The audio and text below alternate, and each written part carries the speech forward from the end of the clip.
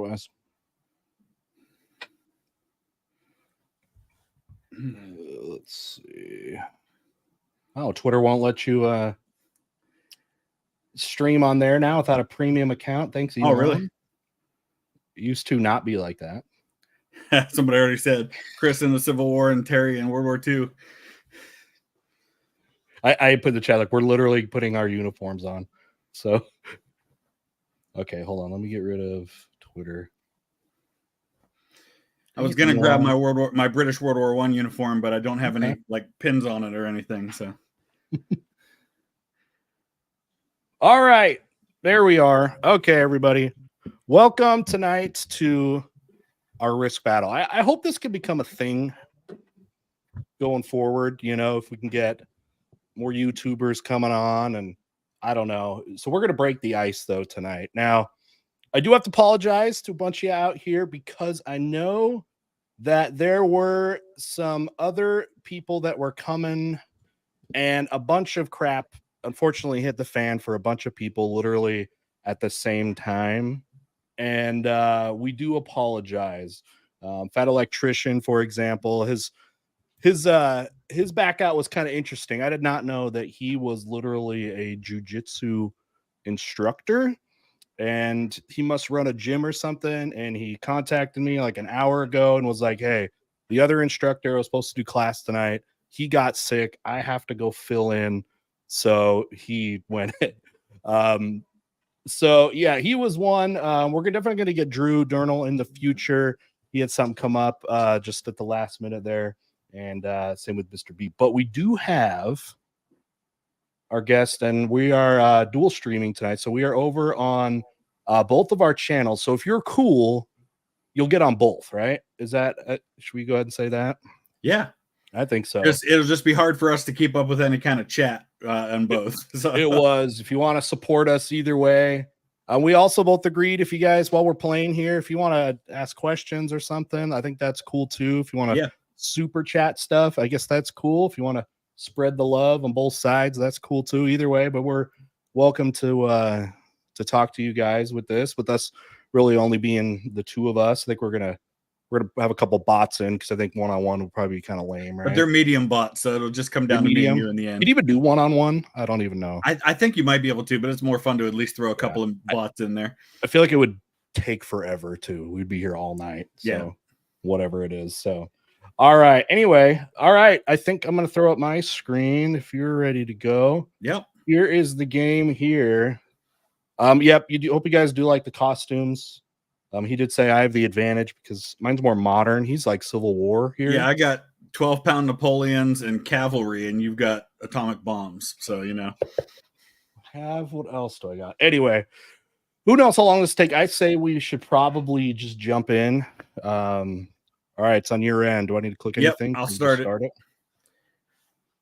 So it's a couple of things about the rules. I set it to manual placement so we can pick where our starting territories are. It'll take turns. Okay. Always fun to do. And then also with you need to hit ready or else it's gonna cancel the game. Oh. Yep. Yeah, you got in just in time. Wow.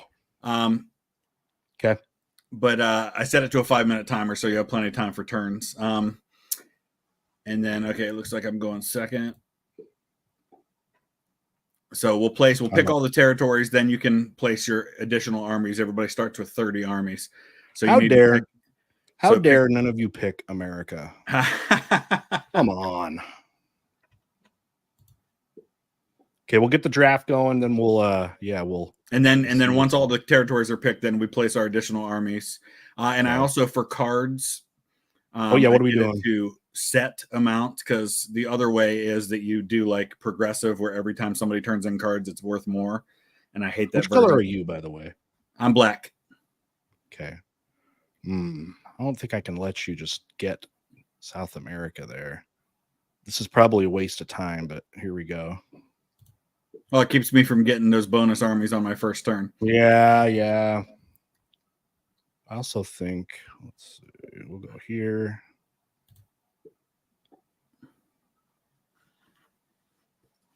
Click.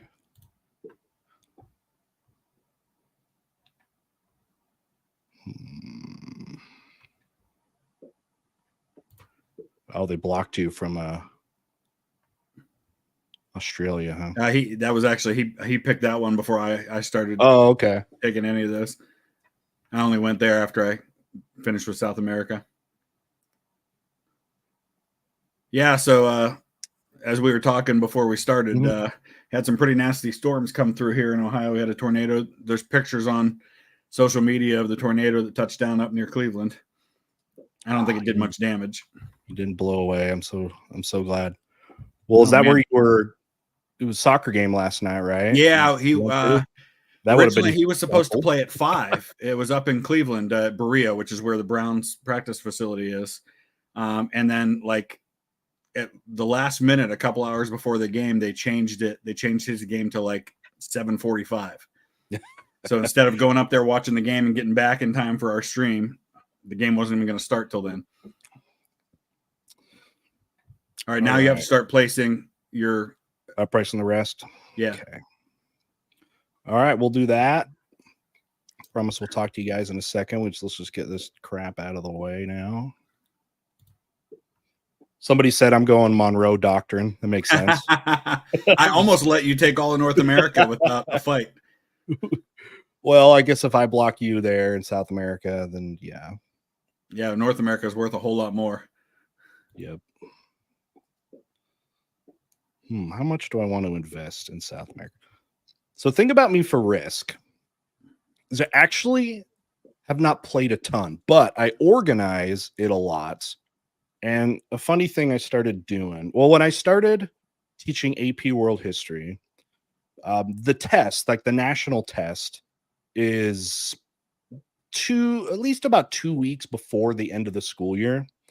And I could be a jerk and like after they take the final test, be like, hey, let's do some more work and some more assignments or something.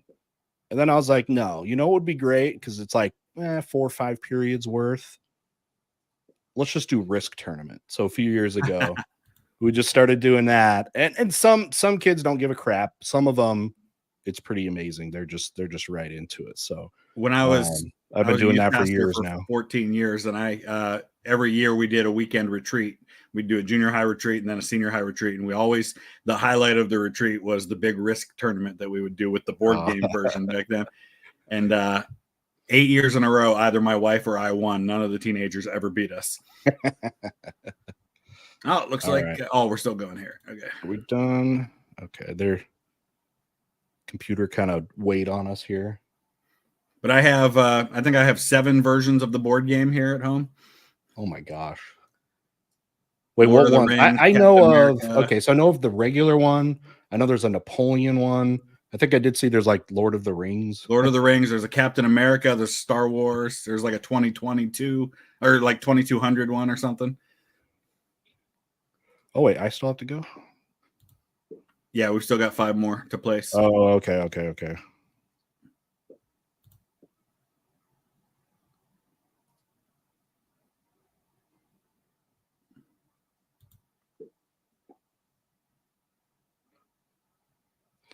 I fully expect to lose. I know people are talking about in chat. I was thinking of putting up a poll of like who's going to win, but I don't know if I even want to do it. Well, this goes pretty fast, so we can probably do more than one. So maybe we'll both win. Okay. Better protect Greenland, especially with 2 computer players. It'll go pretty fast. Poor Professor What? He's a mod on both channels, so he's trying to moderate both chats. Yes, he's great. He lives. I think he lives real close to me. About a month ago, yeah. I picked him up. It's a mod. He's been fantastic. So shout out to the mods. I got one left. Okay, here we go. I always forget about Kamchatka and that back door. Oh yeah. So somebody asked who's who. So Mr. Terry is blue. I'm black, and then the computers are green and purple. Green attacking. Oh yeah. Who are they attacking? He went after. I think he just went after. Purple just went after green. Okay. All right, you're up.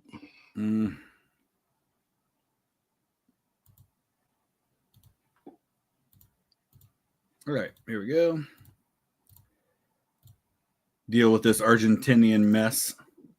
Oh, you took out 4 of my guys, though. Hey, we go down. Yeah, Bobby. the Monroe Warriors. I guess that's what we'll be called or something. We don't go down without a fight. Yeah, that was pretty hardcore to start.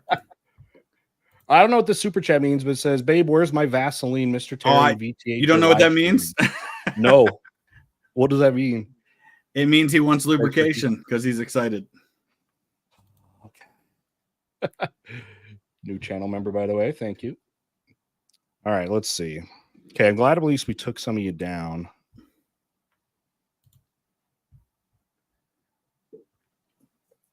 All right, you're up. I'm up. Yeah, okay. See, the turns are going pretty fast. Yeah, okay. So we got You get 4 because you're last, so they give you an extra guy. We're gonna go. We're gonna sure up Mexico over here in Central America. Yeah, we'll just put a couple. We'll put Greenland. Okay, we're good.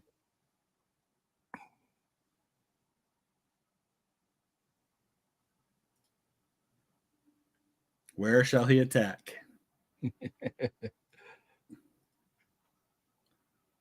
Dan and Zach, thank you for Zach. What's up? Zach. His first ever stream watching me. I forgot I played Risk. That was a long time ago. Oh, I thought I thought I moved on. All right, I'm good. Somebody just said, "Why Vaseline? That's not best. Trust me, I've tried." This conversation is going in a direction I was not expecting. Green loves the outfits. I do too. I think it's appropriate. Do the other shirts for our next time we play. I got my Crusader shirt and then nice. my I'll bust out World War I for that one. Napoleonic. What's my? I forget what my other one's supposed to be. If it's Napoleonic or Revolution, you would know looking at it. But oh, okay. Let's see. Decisions. Wait, was it your birthday? Yesterday was my birthday. Oh, happy birthday! Thank you, Panther Consumer. Yeah, 47 yesterday. Congrats. You made it. I don't know. I think I'm at the age now where I don't really celebrate my birthday anymore. It's like, oh, again.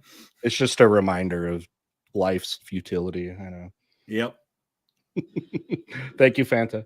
But I guess the alternative is, I just rolled 666s. The alternative is not getting older, so I'll take it. You say, are we doing manual rolls or is it just auto? You can do, I just set it to, like, you can do however you want. So when you roll, you can choose whether you do blitz, which means it just rolls until it resolves, or you can do one roll at a time. Okay. And you can also choose how many dice you roll. Okay. There's a new board game called Farms Race, and the best way I've heard it's described as Catan with nukes. Oh, wait. I think I was watching a YouTube video of somebody playing that yesterday. It looks pretty cool. Okay. Thank you, Kyle. Thanks, Blake. Somebody just said happy 50th birthday. Grant, I'm not that old yet, dude. All right, you better make your move because there is a 5-minute timer on it. It's not on me, is it? Wait, is it on me? Yeah. Oh, wait. My bad. I thought I saw you in there. Oh, it is me. I'm an idiot. Okay. I just didn't finish my turn. Okay. I did say you did.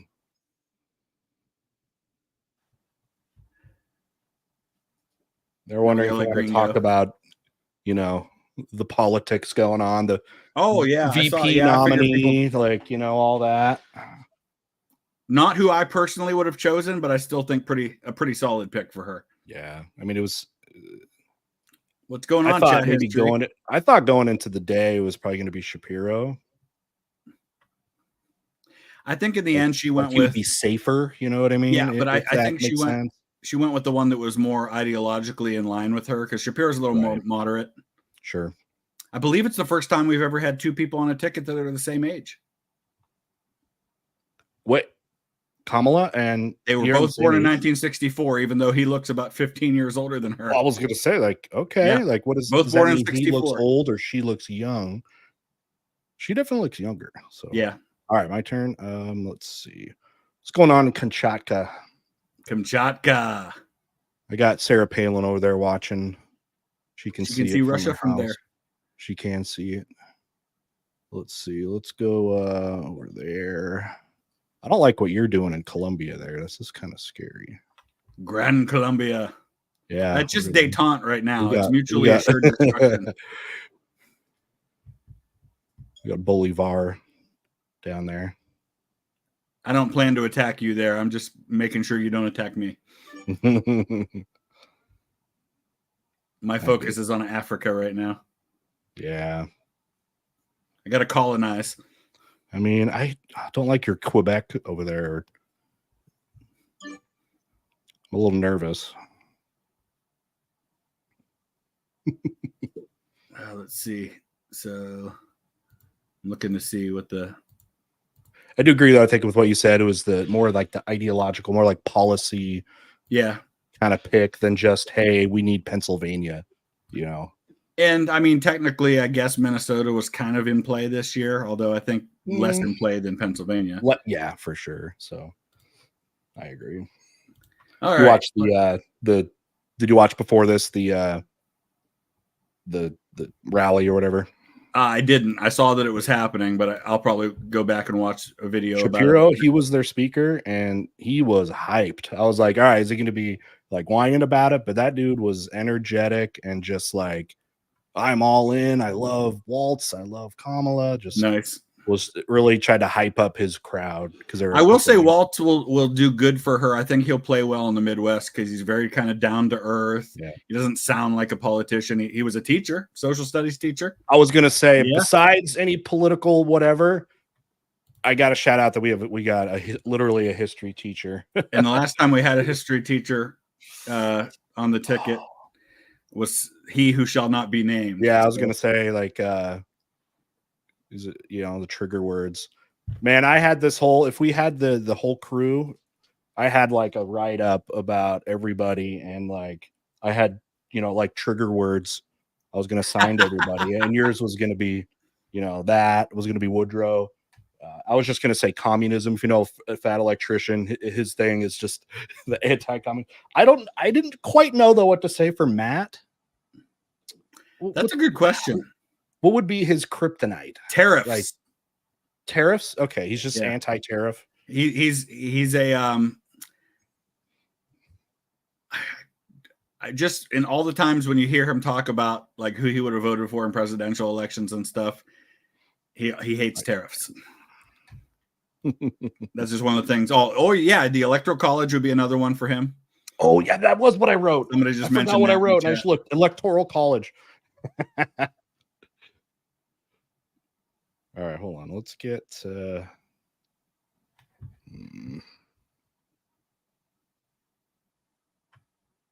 there. Keep scaring me. I want to. Let's see. Let's move.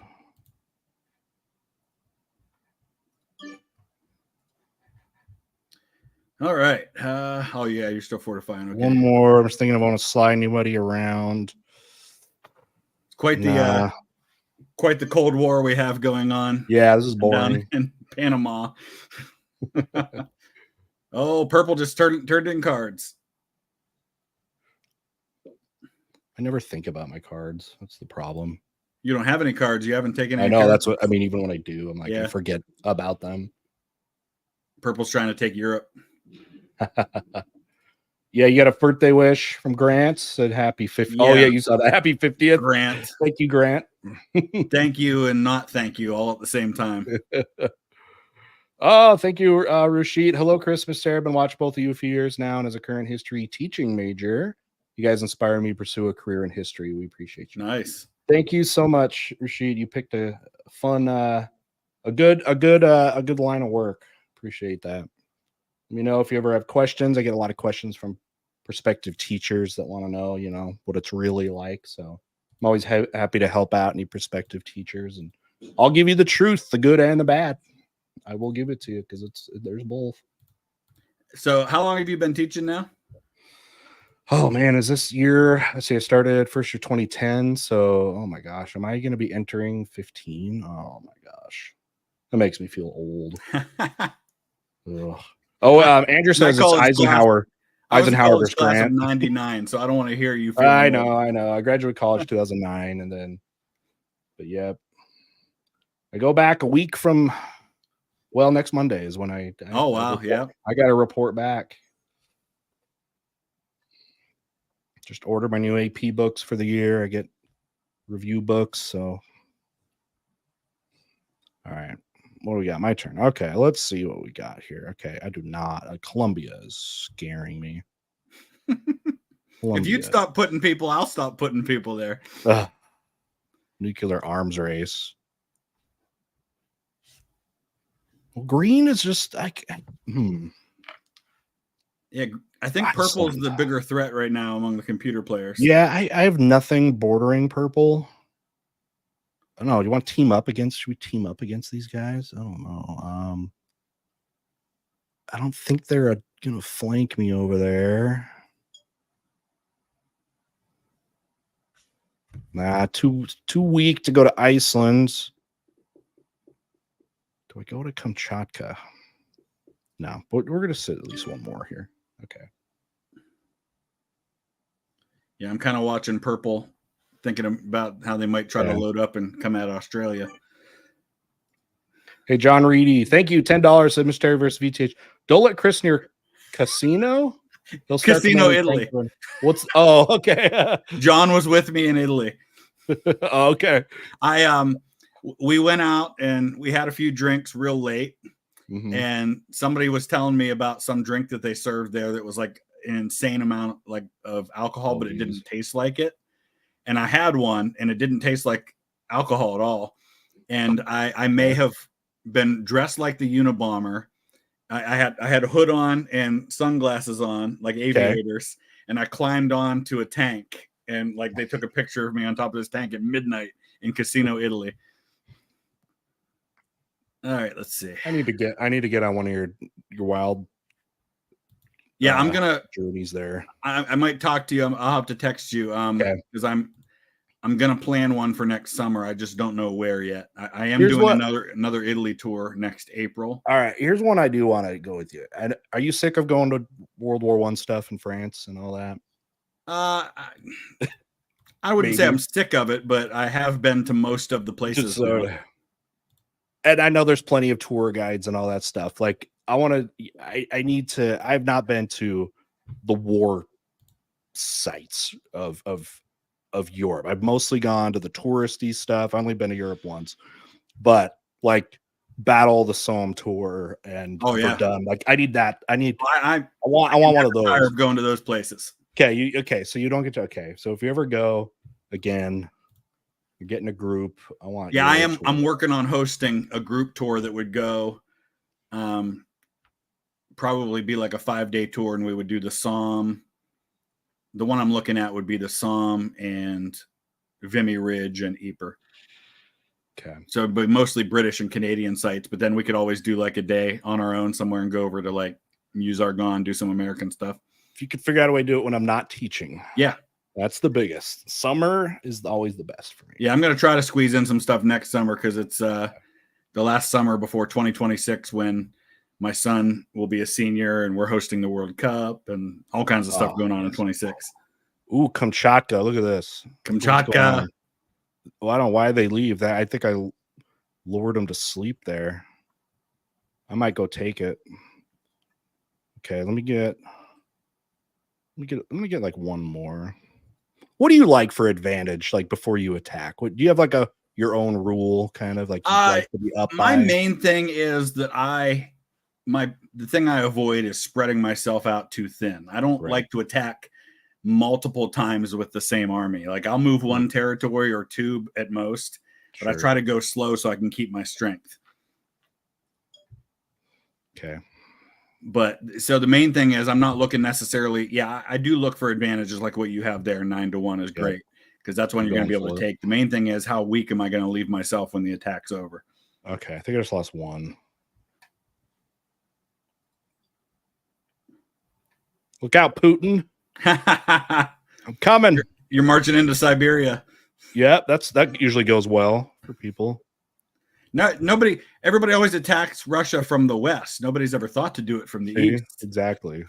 Well, I get Japanese. I think. Yeah, maybe Japan. Yeah. But Japan will just destroy Russia's navy first. Exactly. Russo-Japanese war is great. All right, let's see if we got some other questions. Favorite historical figure from Colin, any era or time frame. I like talking more about the people I feel like are overrated. And I don't think you're gonna like this one, what I'm gonna say though. Napoleon. You think he's overrated? Yeah, I'm sorry. Yeah, we can't be friends anymore. I'm just like, okay, cool empire, bro. It lasted a few years. Like, oh yeah, you got to end your turn. Oh, no, but yeah, figures. Julius Caesar is one that I find fascinating, but Napoleon's probably my favorite. So not just it's like you're over. But it'll change. If you ask me again in 2 years, it'll be somebody different.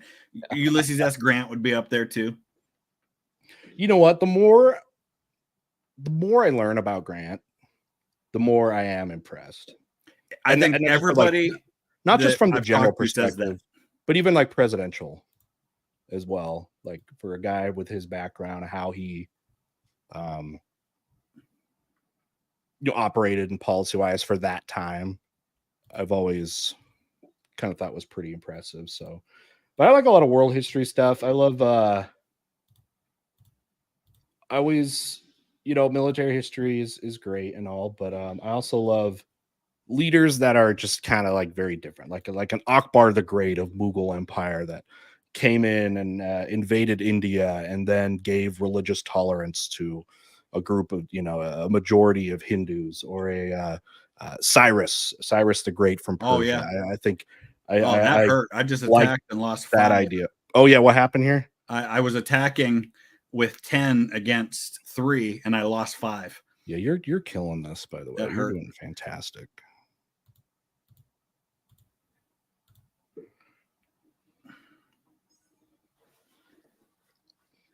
Somebody just said in the chat they think Caesar is overrated. You guys are killing me today. Caesar.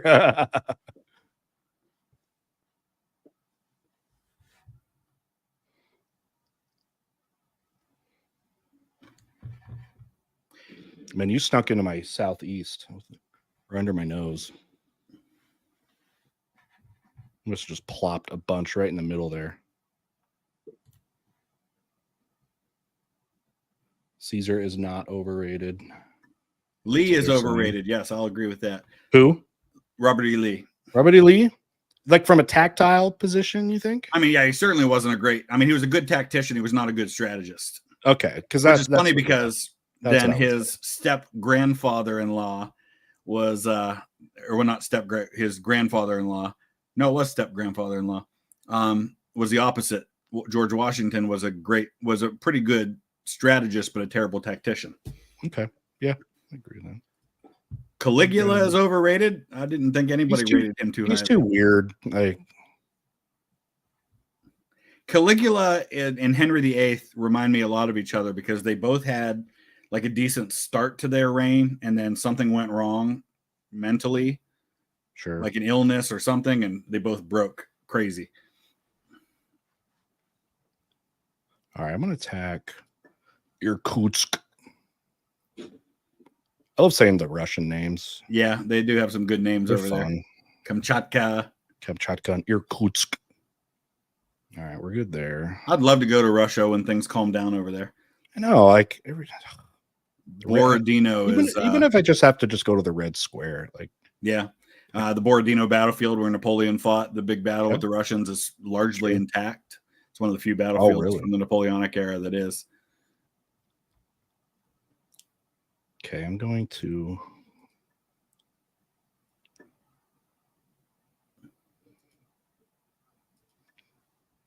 This is happening. Oh, here he comes.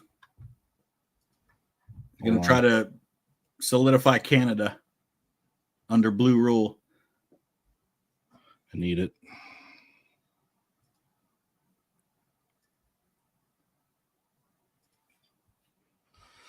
No.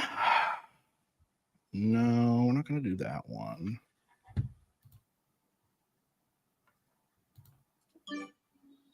Okay. Hitler was overrated as a military strategist. Oh, yeah. Somebody said they want to go to Yekaterinburg. That's where Nicholas II and his family were killed. Yeah. Oh, yeah. But St. They Petersburg preserved that like room. Yeah. That they got lit up in. Like, yep. I think the bullet damage and everything. The bullet holes and stuff are still there. Okay. Someone asked if I've ever played Elden Ring. I heard all these horror stories about how hard it was, so I haven't tried Ring. Elden Ring is one of those games. I like watching somebody that's good at it just to watch the skill, but like I don't have the brain for those like Souls games, like where you're just gonna fight and just die 100 times before you win. I give up. I'm like, nah. My daughter's really into Baldur's Gate. Okay. Baldur's Gate 3. That looks cool. I have it, but I haven't really played it much yet. Let's see. They said, "Oh, you're a better Ohio rep than JD." That's what. That's fair. JD's also the first person on a presidential ticket who's younger than me. Oh, how's that make you feel? Old. what is the JD vibe like in Ohio? I don't know. I really don't know what it is. Honestly, not sure. I think as near as I can tell, he's basically Trump without the crazy. Not as crazy, anyway. I mean, that's not saying a lot. That's true. People that believe in the policies, but yeah.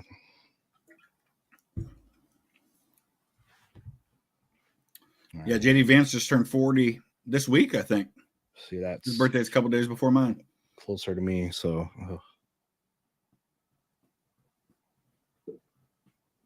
Thank you, Fanta. Well, the Southern Hemisphere is looking decidedly. Yeah, the global South is just not the global South anymore. All right, I'm up. That's a great question. I mean, yeah, what do you think of this? I think most of the ones that we look back on and think had a big impact were because they became president. Andrew Johnson, Theodore Roosevelt. Sure. I mean, VP picks have certainly been incredibly important when it comes to who they succeeded. Yeah. But yeah, do you think historically vice president pick has much of an impact on an election? Also, shout out to both of you for great work.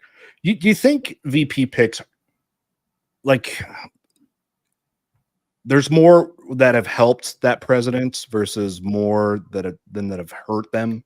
Does that make sense? I feel like every time there's a VP pick, everybody talks about what they bring to the ticket and why they're important. But then if you look back 10 years later, it doesn't seem like it really mattered that much. Yeah. It feels like it's a very in the moment thing. Exactly. Yeah, exactly. Like no one goes back and is like, well, that was good or bad. Yeah, they won because they picked, especially the good on the good side. You might say, oh, that was bad. If it was like, I don't know, like the one I always hear about is Sarah Palin. Like, did she actually derail John McCain? I don't think John McCain was going to win that election anyway. That's kind of my thoughts too. But some people are like, that ruined it. Because one of the other people, I think it hadn't been Sarah Palin. I think Tim Pawlenty was pretty high on the list. He was the governor of Minnesota, I think. Mm-hmm. He was one of the people that they were talking a lot about. I don't think it would have mattered. All right, let's see. What you like D&D? Up to? We got that question. You like D&D? I've never done a D&D. I played before. A few times in college, not much, and I was never really into it. That's basically what Baldur's Gate is, though. It's just not the in-person version. So is there like history version of it? Like that would be interesting. You know what I mean? Like put some kind of. I kind of do one in my class. It's a role-playing game through the Crusades, which is kind of fun. Like nice. You actually randomize your character between being like a knight or a peasant or a priest, and you go through the real events of the First Crusade, but your background really determines a lot about your luck. So obviously, like the nobles do a lot better because they have armor and they have like a pack animal and all this stuff. So nice, yeah. It's actually one of the fun things that we do. That's like the fun, yeah. Thing I could see that being enjoyable. Mm-hmm. It's fun. They create the character, but they get a random one. You can roll essentially like a prostitute. Oh, interesting. Which is like a real thing from the Crusades. A lot of women followed the Crusades for that reason. So like it says in the game, it's like it tries not to say that's what it is, but it's like you're a low class woman, and then I think there's some fine print that So it says you're a prostitute without saying you're a prostitute. Yeah. But then you can be like a knight, yeah, and you get better luck because you have more weapons, you have more this and that, and you go through and you read through primary sources of like Battle of Nicaea and Battle of Jerusalem. It's actually really cool. That's the closest thing to D&D I've done. Mm-hmm. Somebody asked if I've been in Bordeaux. I have not been in that part of France. No, I've mostly been Normandy, Paris, Bayeux, Verdun, Reims. Most of mine's the south. Yeah, mostly the northern part of France. So that's where I need it. Okay, I got 3. Peasant equals dysentery. I lost Greenland. You did lose Greenland. Well, we're gonna never forget. We're going back. Remember when Trump talked about wanting to buy Greenland? Yeah.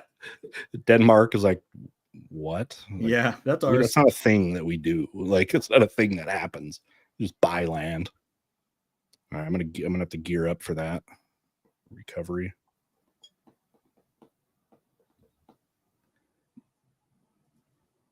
Well, global warming keeps happening or something. Greenland, it's like it could be an investment. There you go. Some land. We're gonna need to colonize it.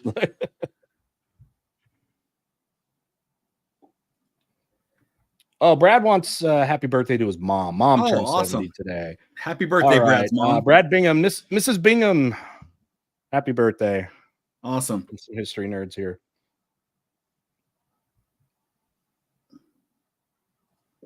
Yeah, my mom's birthday was 2 days ago. She went into labor with me on her birthday. My mom's about a week, so that'll be fun. And then my grandfather who raised me, his is the 15th. So we and then my son's is the 29th. So we have a lot of August birthdays. Awesome. Oh, Purple took Europe. I couldn't do anything about it. I think green just fell. I'll take care of that. Yeah, get that. Look at it. Oh my gosh, look at into Spain we go. You got the Carthage. The Moorish invasion. I lost 8 attacking there. Holy cow. Oh my gosh. That was brutal. Jennifer, just thank you for $5. I just finished a book about Washington. What are your thoughts on the conspiracy to kill Washington? I don't know about do you know? I mean, there have been conspiracies to kill everyone. Washington. Is there a specific one that's like? Yeah, I can't think of a specific instance that was close. There were a lot of conspiracies, not only to kill him, but to get him thrown out as commander-in-chief. There was the Conway Cabal, they called it, which was a couple of generals. Conway ended up, somebody earlier was asking about our thoughts about Hamilton, and there's actually a reference to Conway and Hamilton because there's a duel that's fought by John Lawrence against Charles Lee, who's Washington's second in command, and Lawrence shoots Lee in the duel, which really happened. And there had been another duel where Conway had been shot in the mouth, and they make a reference to that. John should have shot him in the mouth. That would have shut him up. Let me get. All right, we're gonna do. So I had to pull some of my troops out of northern South America to. I'm a little more focused. I'm a little more focused on Greenland here. I'm gonna get it back. Take it back. I'm gonna. The Vikings have taken Greenland. Yes, they have. Somebody asked if I'm going to Grant's Tomb. Yeah, early September, I'm going back to New York City to record some more episodes for the History Channel. And I'm definitely going to go to Grant's Tomb while I'm there. I've been to New York a bunch of times, and I haven't gotten to Grant's Tomb yet. There we go. Let's take Iceland while we're at it. Oh, he's getting greedy now. I know. All right, we'll stick to that.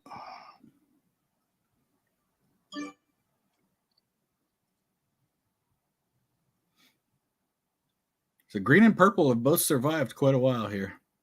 This is a question for you.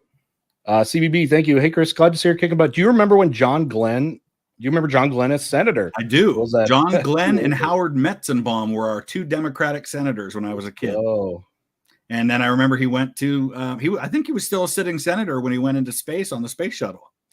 To say like he doesn't get enough credit because everyone just loves to go to the moon. You know what I mean? Like, how about just going into space? Like, isn't that? Oh, he was a big that was time dangerous. American hero at the time. That was so dangerous. And then, but then Niels takes all his thunder. It's like both from Ohio. What's going on with Ohio? Weird state. Why? What? Yeah, people always joke. Oh, you got to end your turn. People always joke. What is it with Ohio that so many people want to leave? Because we've had 8 presidents. We had the Wright brothers, Neil Armstrong, John Glenn, all these famous like LeBron James. My sister's in Ohio right now. My sister is there. They're going to a concert in Cincinnati. I forget who it is. There's I don't know if it's a country person or something, but my brother-in-law has family in Cincinnati, so they're there right now. And we call it Cincinnati in northern Ohio.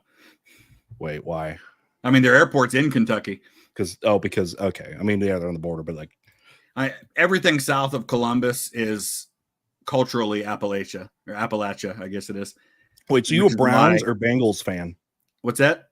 Browns or Bengals? I'm Browns. Browns are Northeast Ohio. Okay. Bengals are, yeah. Even though Bengals are better always. No. And the Bengals were founded, they're owned by the Brown family that the Browns are named after. All right. Let's see here. What do you think of the Browns this year?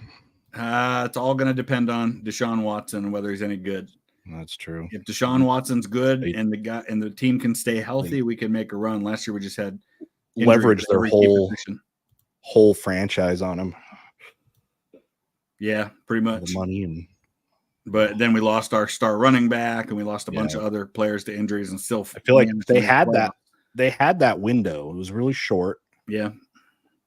Still actually back with Baker, but like it's like there was that little window and I don't know what happened, but got a great defense, weapons on offense, it seemed. Wait, does that mean you're Ohio State too?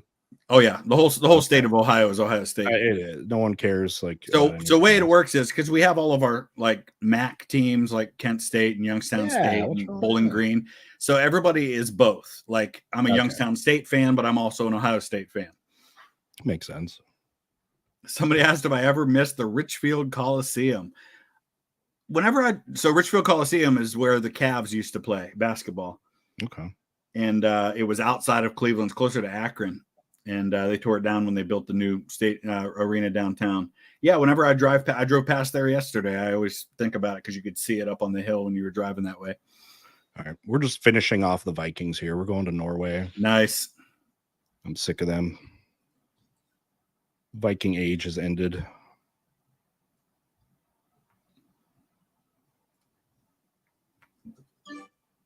Ohio University Bobcats, Kevin says. I almost was a Bobcat. So I don't know if Ohio still does it, but when I was in high school, they had this statewide history contest they did. It was like it was almost like an ACT, but it was all history questions. And then the top 3 finishers in each county in the state got to go to Ohio University to take the final round. And it was all essay questions at Ohio University. And I was in the top 3 in my county. And the winner of the statewide competition at Ohio University got a full ride to study history at Ohio University. Awesome. I didn't win, but I got to go, and it was a lot of fun. Oh, it's my turn. All right. You know what? I got to use my cards. Purple's run in this game has ended. Oh, that was a lot of troops.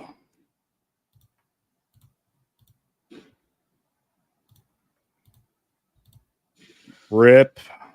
Purple. Get out of here. Toussaint Louverture, whoever that was. And take his cards. Oh, no. Iceland. Hold. You know what? While I'm at it, let's take out green. Okay. Sorry, you're on the slope to winning this, so. This is a really good compliment for you that you are the best history YouTuber of Northeast Ohio. I'll take it. I don't know if there are any other history YouTubers in Northeast Ohio, but I'll take it. Thank you, Grant. The only other history YouTuber I can think of, period, in Ohio is, I don't even think he lives in Ohio anymore, is Cody, Alternate History Hub. Okay. He's from Toledo, I think, so that's Northwest Ohio. By the way, another person I'm trying to get on to play Risk with us. He couldn't. He was out of town the last time we had a date, but he might be interested. Just don't let him go after Britain, because I don't want to hear him say Britain. Britain. I always joke about that when I do his videos. Have you reacted to other alternate history channels? There is one other one. Have you done the What If guy? Yeah, What If Alt History. I have done his. So I've had that kind of recommended, but also people were like, he's a weirdo or something. I don't know. Like, he's different. I don't know. He's different. People were, I don't know, controversial about it. I don't understand. I don't know anything about the guy. So yeah, I don't really either. And I think it's been a while since I've done one. Okay. Yeah, somebody's asking where's Mr. Beat. So yeah, why don't you explain? So I'll be honest. We were kind of dragging Mr. Beat into this. He's literally never played, and he was going to be a great sport with this, but he's going to learn how to play first. I think he I don't think he wants to show bad. No, he totally said he would be here, but we're like, you know what? Learn, watch. I don't know if he's here. I told him he needs to watch at least, and like get a hold of it. But when we have more guests, he'll definitely be on. He'll definitely be on. As long as we don't let him in like an arm wrestling contest, because he would destroy us both. Oh my gosh, he is jacked. I had no idea how big he was till I met him in person. Yep. And I was like, whoa, you have huge arms. Like, your biceps are enormous. I'm intimidated now. All right. Well, this is a slow burn. I'm gonna just like, okay, hold on. We're gonna have some fun with this. Hold on. I think if we do one more, we'll throw in some more computer players. We'll play 6 players in the next one. No way. I don't want the attack phase. Somebody said get Emperor Tiger Star involved. You mentioned that earlier today. You know what? When the guys pulled out, he just messaged me, I think. Okay, he was just a little late today. When the guys, so both Drew and electrician, it was only about an hour before it pulled out, so I was scrambling to get a few people, so I sent one out to him, but he just got it. So it looks like he would like to in a future stream though. So there's a bunch of people that just didn't work out tonight that have all said they're interested in. Okay, I got a 4 to 5. But so somebody asked, have you met Mr. Beat's kids? I haven't, but I've met his wife. Yeah. His wife Shannon's very nice as well. Shannon's great. Quit her job to work for him full time. Yep. She works for the channel now. She does a great job. She's like organizes everything. I mean, she makes it a real job. Like, yeah, for sure. She treats it like a real job, very, very professional that way. So I think that's okay. Hold on a sec. No, I want to do that. And I'm hoping to, because I want to get out to Kansas City to do something at the World War I Museum there. And he and I talked about maybe doing some John Brown stuff together while I'm out there with him. So yeah. So at VidCon a couple years ago, I went, and he brought his whole family. And I think her family, Shannon's family, like her parents came out and they did like a Disney World after VidCon thing. Oh, nice. But yeah, they brought the kids, and I'll tell you what, those were 2 of the most well-behaved children I have ever seen. I'm not surprised. They are so well-behaved. They would even go to some of the conferences, and it's super cute because they're like, trying to make their own channels, and they're like, they were listening to the presenters that were talking about how to build your channel. And it's ironic that Greenland is really the last one standing for you. Yep. Put us out of our misery. But yeah, anyway, they're super well-behaved kids, and they're Mr. Beat and Shannon are, dude, I think they're good parents. So I haven't met their kids, but I'm not surprised by that just from knowing them. They're nice kids, so I'm sure your kids are too. Most of the time, if they're watching. One's big into soccer, though, right? Well, yeah, he's got another. I got to go up to Lakewood tomorrow night. Lakewood St. Edwards, which is a big Catholic school in Cleveland. He's playing them tomorrow night. What grade is he going into? Huh? What grade is he going into? He's a junior this fall. He's junior. Okay, so he my plays, oldest high level ball. is 19. Caleb's a junior, and Eli's starting middle school. He's in 6th grade. Okay. All right, should we do another? Yeah, let's do it. Let's see here. I'll create the game. Okay, let me. What did I do? Oh yeah, world domination. I'm gonna go to this real quick. So oh yeah, so they don't see the code. Somebody will come in here and. No, I'm just kidding. Let's see. Okay. If I told you I coach high school soccer? I think you didn't. You have mentioned that to me. Yeah, I've been coaching high school for about as long as I've been teaching too. So nice. Yeah, I'm a big soccer. Yeah, I've never coached soccer and basketball. Soccer and basketball. Very fun. Actually, you know what? I'm going to go back for a second because I'm going to make our AI difficulty hard this time. Okay. Okay, while you're doing that, let me see some super chats. Thank you all for again hanging out tonight. Hey, if this is something you all want to see, let us know. Like our streams, we're both on. Yeah, like the streams.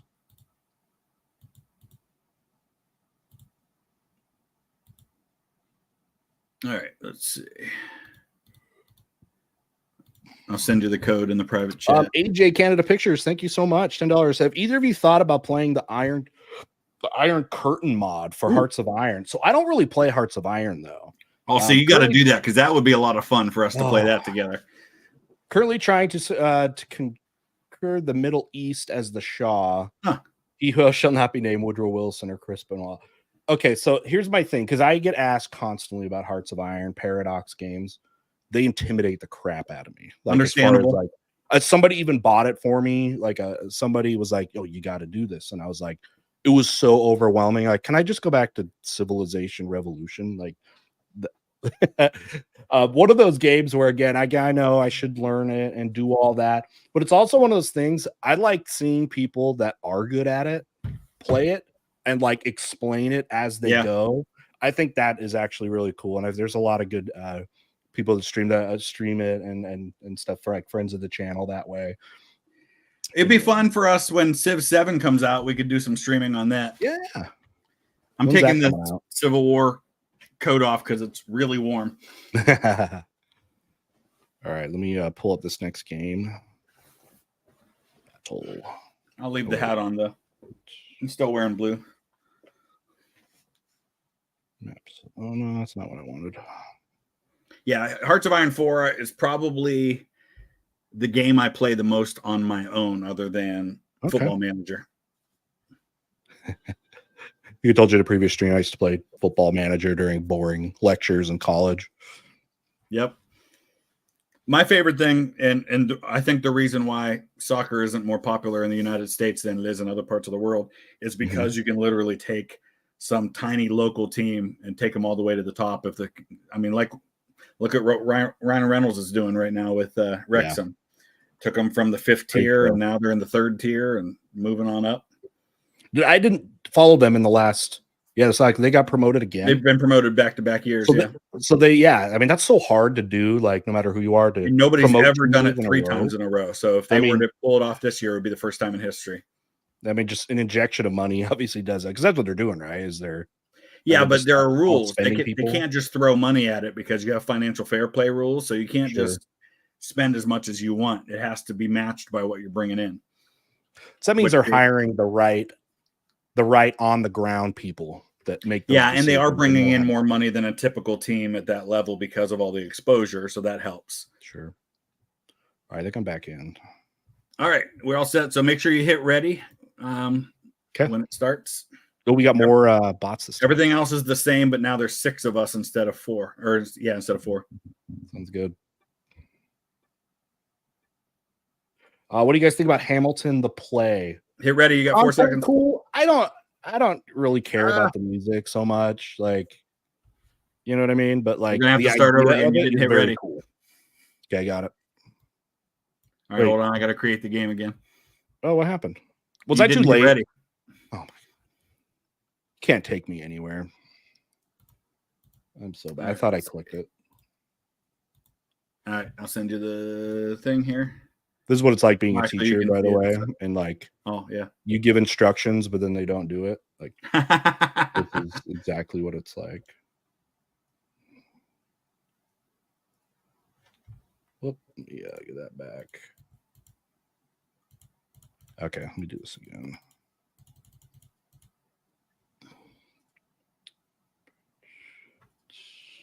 When are you coming to Harper's Ferry? Someone said. I do need to get there. I want to get down to. Oh, there's Emperor Tiger Stars in the chat. Hey.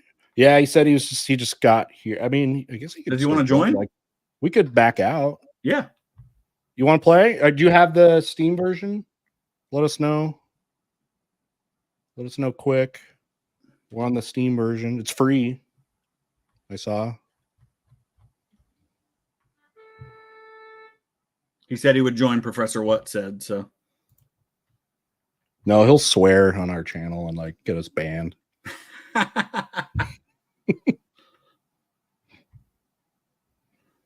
right, we'll give him a minute. I created another we'll human spot. Well, let's go. We got some more questions for us. But yeah, that was my thoughts kind of on Hamilton. Let's see. Nicholas, he's one of my long timers out of Chile. Give Scythe a try. As a board game with a Steam port to PC, has an alternate history post World War One. Diesel punk-esque. Oh, diesel punk-esque setting. Interesting. Sounds alternate cool. World War One. So like, what, the Germans win? Like, that'd be interesting. By the way, do you like Man in the High Tower? Did you watch that? I did, yeah. Do you think it's, I don't want to say logical, like ending, but like the way the US was run with that, like split up between Japan and Germany? What do you think about that show? Yeah, I mean, if the Axis powers were to win in that scenario, I feel like they would have to do that. I don't know that either one could take it fully. And I think it's plausible that then they would eventually kind of turn on each other. Yeah. As time went on. They're just like, it's their nature. The ideology is just like incompatible. It's just like, okay. They were a marriage of convenience. They were never ideological. Exactly. You can't both partners. be that way in the end, but whoever gets the nuke first. So we watch for Tiger Star if he says something. He said he needs the StreamYard link. Okay. But he's got the game. Okay, let me get that. Favorite monument at Gettysburg, somebody asked. And actually, yeah, JD just chimed in. I agree. I was about to say Man in the High Castle started off strong and kind of drifted. I think a lot of TV shows do that, and I agree with that. It was better early on than it was later. But favorite monument at Gettysburg? It's got to be the Pennsylvania Monument for me, and for very selfish reasons, because I've got ancestors' names on that monument. Tiger Star just DM'd you on Twitter. I don't call it X yet, so I don't. Yeah, I still call it Twitter too. It's not my brain. Yeah. Okay, that's another thing I want. I want a Gettysburg tour from you. Oh yeah. I want the Gettysburg tour. My cousin wants me to take her there too. I've been putting her off until they reopened Little Round Top, which is now open. So, oh, cool. Father Corby's a good one, John. Yeah, that's the monument to the chaplain of the Irish Brigade. Who there's a statue of him giving general absolution to the brigade before they went into fighting at the wheat field. All right, everyone, we've got a new guest. Please follow, and well, first, please clap in the chat. But another great YouTuber, Emperor Tiger Star, is here. Look at his cute little helmet. His little howdy. helmet. What's up? Yeah, at first I thought, oh no, I missed it. I better not join. But then I actually forgot how short Risk games are when you're not actually playing the real board game. Right. Yeah. That's like a real board game. Every turn takes like 10 minutes, moving all the individual soldiers and stuff. Well, yeah, welcome. I don't know why it says the mute. Oh, wait, never mind. Okay, you're muted. You're good. All right, you have this. Do you have the Steam version? Yes. The join code is in the private chat. Cool. It does not show the previous history of the private chat for me. Oh, here, I'll post it again. Yeah, I just posted it again there. All right, we're going on. Let's see. We got some more super chats.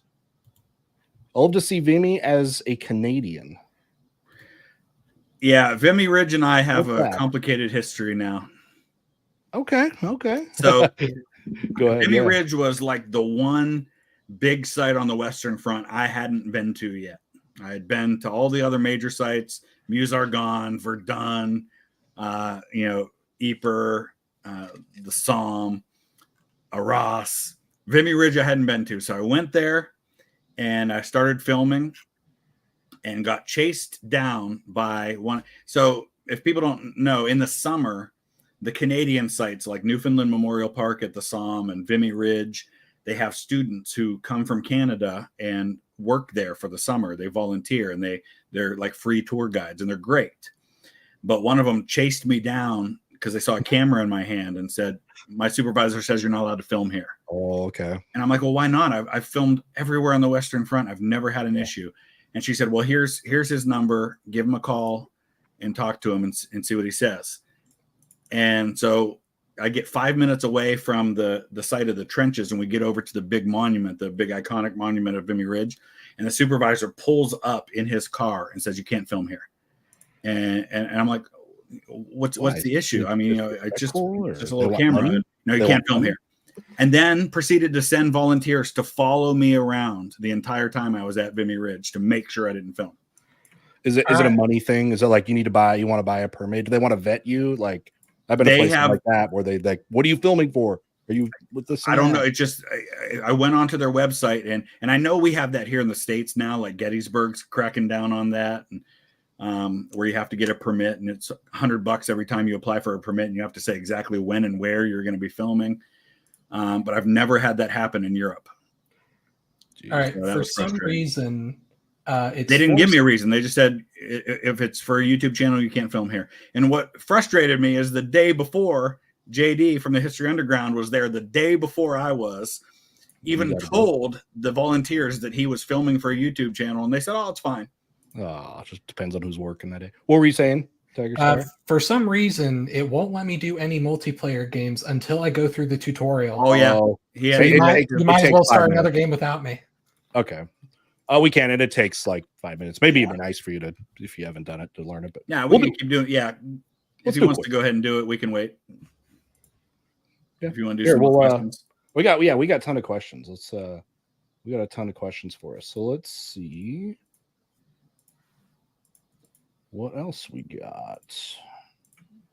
Oh, I did want to ask you something. So, of the World War I sites, if somebody only has time to go to one, what is the best you feel like preserved? Like if you can only go to one site.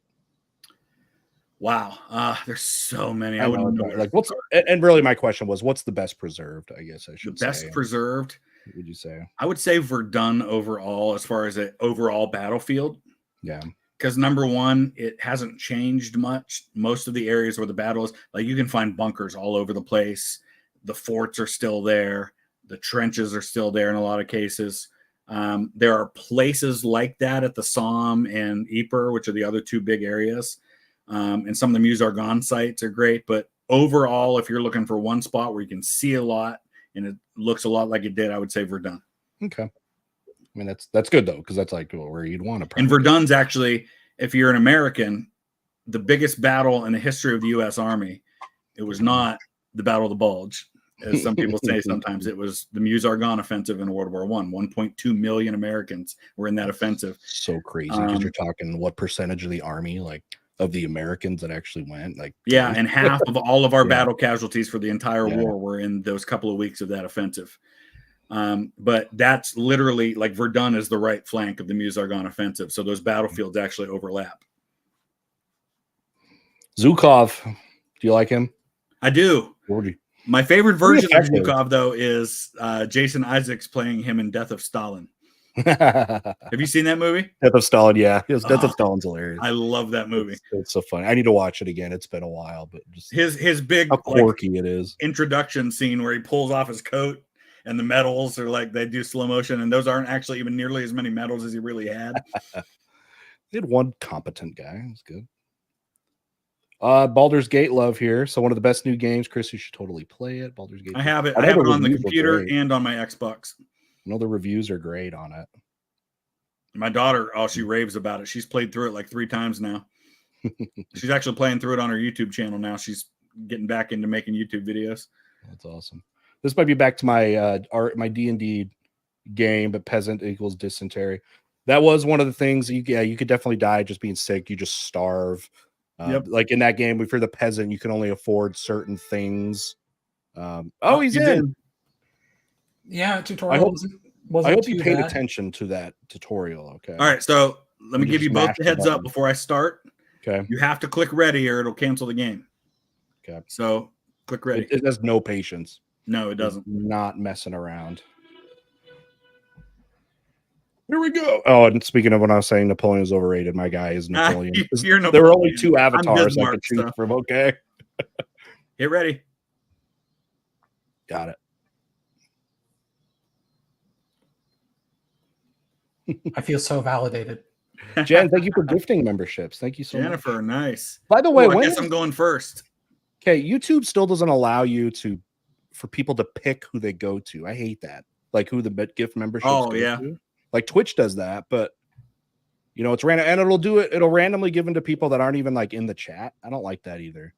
Like it should prioritize people that are in the chats. It'll just be like random. Yeah, that makes sense. Okay, my turn. It doesn't even have to be somebody who's in the chat. I didn't know that. It sometimes it'll do that, but it's random. All right, okay, sorry, my turn. Do I go with Monroe Doctrine? Didn't work very well, so we're gonna do it again.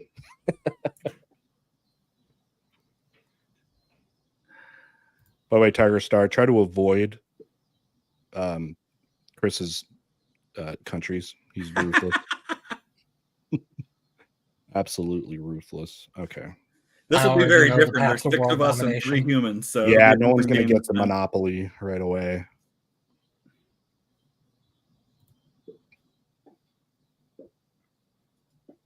So you're going for North America again, are you?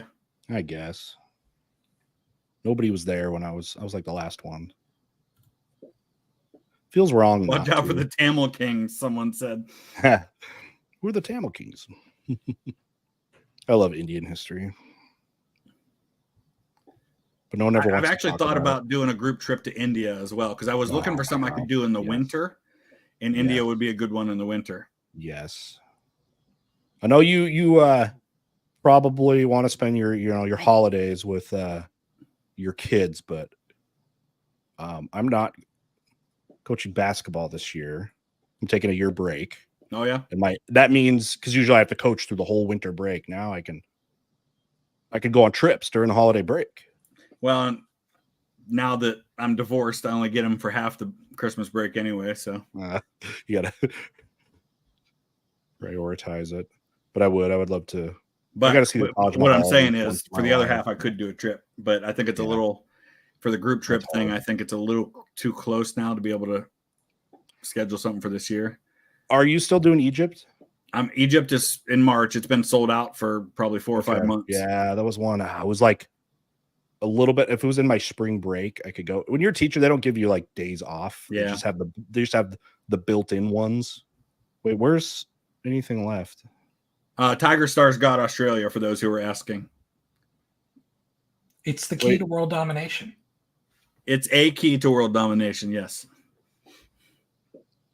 It's definitely okay. All the countries are strategies people like to use. Yeah, I need to see the Taj Mahal in my life. There's a bunch of cool like Mughal forts and stuff that. See, I'd like to go there, but the few people that I know that have been to India have not had a great experience with it. So. Really, I think you need to go. I feel like, because I've heard that too. With people, you need an Indian. You need someone. Yeah. That knows exactly where you should go and where you should not go because of that. I took an Indian history class in college, and there was like a group of students that all went during that semester, and it was awesome, but then also there was a couple bad experiences with. But now Rome, Italy in general, I absolutely loved Italy. Yep. Italy is one of my favorite countries I've been to. And in fact, I'm in line right now to go there 3 times next year. Oh my gosh. Because I'm going in January with my sister. Yeah, how do you keep doing this? It's a great tax write-off. Government spy. Have you been? Is that? Could you write off pretty? Oh yeah, because I'm filming for the channel, so all my expenses for that are tax deductible. And I spent so much on travel last year that it actually dropped me into a lower tax bracket, so it paid off. Okay, so it was a wash. All right, I need to go full-time YouTube then. There you go. I keep telling JD History Underground that he needs to do it too, because he's still teaching. Yeah. Oh, I remember when I was told, wait, you mean I can count myself as my own employee and deduct my health insurance? Wow. Yep. This changes everything. Yeah, so I'm going in January with my sister. I'm going in April. I'm doing another group trip. I think that should be going on sale here in a couple of days. Because I went this past April. It was fantastic. We had a great time. I wish, especially in the Rome, like city of Rome sites, they did a better job with like keeping up some of the stuff. Like you walk through the forum, at least when I went, and you go by like Trajan's Column and the marketplace, and it was like full of garbage. And it wasn't like that when I was there. It was pretty clean. Okay. Yeah. I've only been once, and I was like, this is sad. Like, yeah, that whole area was right by our hotel, and it was real nice. The only issue I had there, and there's nothing they can do about this, just like when you're by the Eiffel Tower in Paris, is that the sales space are like so human pushy, and they're everywhere. Human feces or something. Yeah, no, there was nothing like that when I was there. Okay, good. So that's not the norm. Really clean when I was there. That's not the norm. Okay, good. I was like, you guys got to protect this stuff better. In fact, really thinking about when I've been in Europe, I haven't seen much of that in any of the cities I've been. Actually, the city where I think of the most as being kind of trashy is New York City. Yeah. Manhattan. I mean, not lower Manhattan, but like Midtown. Sure. Brutal. You just can go a few blocks out of the main part. And I mean, yeah. And there are areas like in London, when I went to Whitechapel for a Jack the Ripper tour, it was that way there too. I was told before I went to Paris that it would be like that, and I thought Paris was beautiful. Paris, my least favorite city I've been to in Europe. Really? I love France. I hate Paris. Everywhere else in France I've been has been amazing. All right, we got to fortify.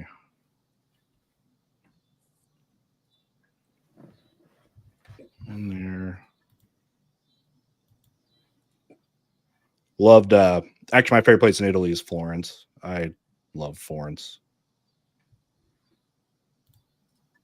Florence is fantastic. Florence, yeah, I loved Florence. I was there when I went to Rome. Absolutely. I wish I had more time in Florence than I did. I was only there 2 days, and we got to go up into like Tuscany, and we went to a farm and ate outside. Beautiful. All like food, like the lasagna had been made there at that farm. The wine had been made there. It was amazing. But yeah, even my daughter liked Normandy way more than she liked Paris. Okay. So Paris smells weird. Yeah, it does. A lot of people, like, it's really crowded, and a lot of people don't wear deodorant. It's a horrible combination. Stink. Did you go to the catacombs?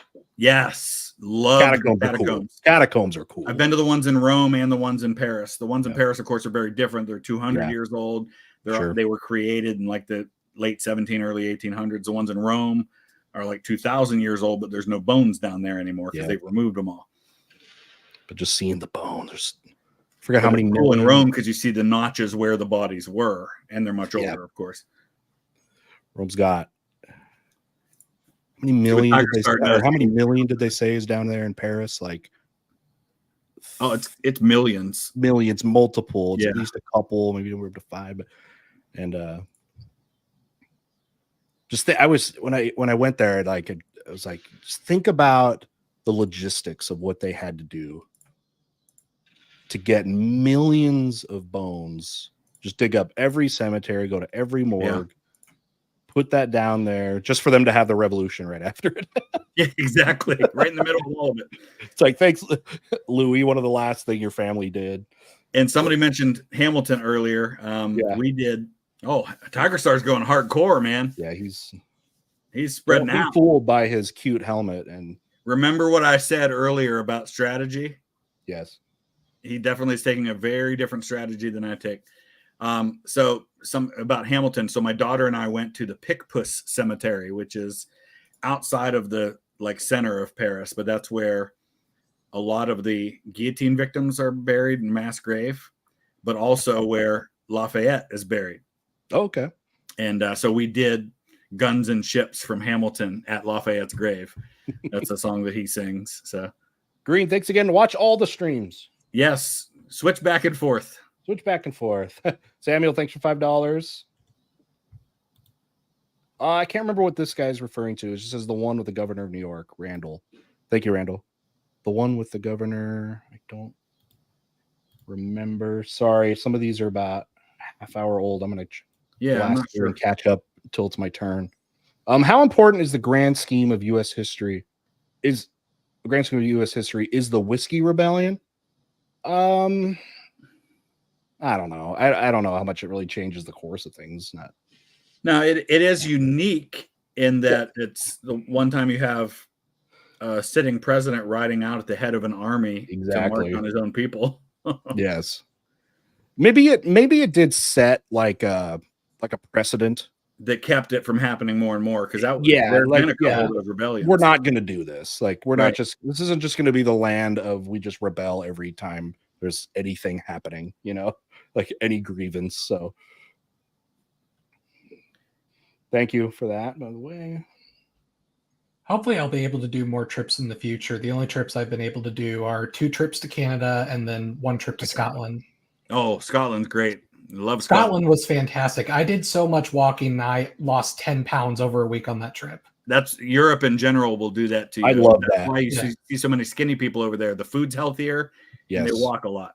Scotland invented fried food. This wasn't supposed to happen. I was supposed to gain 10 pounds, not lose 10. Gosh, I can't attack anything. So the guys from the channel History Dose, they're either already in Mongolia or they're getting ready to go. And that's a group trip through the same company that I do my group. Okay, so I love Mongol history. In my department, I'm like the Mongol guy. Nice. But the Mongols didn't build anything. So it's like you go there. I mean, you can go kind of where Karakorum was, like where the capital was. And I don't know what there's to do in like Ulaanbaatar, like in the capital, but I don't know. I'm looking at doing a ride some horses through the plains and invoke the spirit of Genghis. But yeah, like Mongolia seems like it would be like a really fun camping trip type of vacation. Yeah. That makes sense. Like I'm gonna go feel like a Mongol. So I might do one to Peru to go up to like Machu Picchu and stuff, but that one is a ton of hiking and camping in tents and stuff. So I'd have to be in better shape before I tackle that one. But I'm also looking at China probably in the near future for a group trip. Thanks for reading up the channel membership. Get all the territories. Territories. I like that. No, I'm getting my butt kicked. Do you guys play Age of Empires? Yeah, it's been a while, but yeah, I've played a lot of it in the past. That might be fun again. You still just need to play Age of Empires 2. They've gone up multiple. 2 is still the best one, so that is one I'm a little better at. Didn't really play Age of Empires too much. I'm mainly excited for Civ 7 to come out. We were talking about that earlier. That would be something we'll have to play. That would be fun to do. Because I was a little disappointed by 6, honestly. I think a lot of people still prefer 5. Yeah. I didn't like how it seemed a lot harder in Civ 6 to vertically build your cities. Especially once they added the feature that like, oh, you want to build like a building, it has to take up a physical tile. I still love my favorite. My favorite's still the console version of. You just had a disaster, didn't you? Wow. Yeah, this is. I attacked 2 with 6, and I lost 5. Brutal. This question I can tell you from a teacher perspective. So, what's an event in history you wish you? Okay, never mind. I thought you said you said event you wish. Oh, you wish more people knew about. Okay, never mind. I did understand this as a teacher, and actually even as an American, I think the 7 Years' War should be talked about more. Yes, World War Zero. It you have to. to understand, and I'm a world history guy, but there's like for American history, making that connection to the founding of our country, that connection needs to be made higher. And I make sure to hit that hard and teach it in my world history class, of course, because it's huge in world history. But yeah, just from my teacher perspective, my students need to know more about that. It's the First World War in so many ways. So, all right, red's done almost. Go end apartheid down there, down in the South. Somebody asked what all countries I've been to. All right, so yeah. In Europe, Scotland, Wales, and England, which is all the UK, of course. Going to Ireland. Did you like Wales? I did. I only saw North Wales. I went to Wrexham. Going to. So I haven't seen a lot of Wales yet, but my turn. And I'm going to Ireland in November. So I'll add that one to it. And then France, Germany, Austria, Luxembourg, Netherlands, Belgium, Italy. I think that's all in Europe. And then over here, Canada, US, Mexico, Bahamas, Belize, Honduras, Costa Rica. And that's it. That's amazing. Did you hear they found a new huge Roman fort in Wales? Yes. Ooh, really? Like near Pembrokeshire or something like that? Just over in Europe doing some Roman sites. What are they protecting in Wales? Like, who's going to cut? Are they going to get flanked by the Scots? Like, they were dealing with Celts. Yeah, that's the interesting thing, because I guess the previous consensus was that Wales was one of the more peaceful areas of Roman Britain, and now they're like, oh, this changes everything. Dude, Welsh language is nuts. When I was watching, like Wrexham, I'm like, what are you like? What is that? Like, and then when you see the names of the towns, it's like, wow. Like, my ex-wife, her maiden name's Watkins, which is Welsh, and the Watkins family came from a town called Mynedice Lewin, and it's all like Y's and N's and L's. Like there's no other vowel in the entire word than Y, and there's like 5 of them. Tiger Star trying to take Asia now. Yep. My great uncle was Frederick Fisher. First Canadian recipient of the Victoria Cross. Wondering if you have heard his story. Unlikely as it may be. I do not know. With Canadian history there. That's thank you so much. When was that? Was that World War I or before that? Yeah, what World War maybe? Probably World War I. That's awesome. Reenactment's glory, thank you. All right. I better not have any issues here with these rolls. The real dynasty of Ohio is the Mount Union Purple Raiders. Yes, it is. Division III football dominance. Mount Union's only about half hour from me. Oh, yes. Good rolls.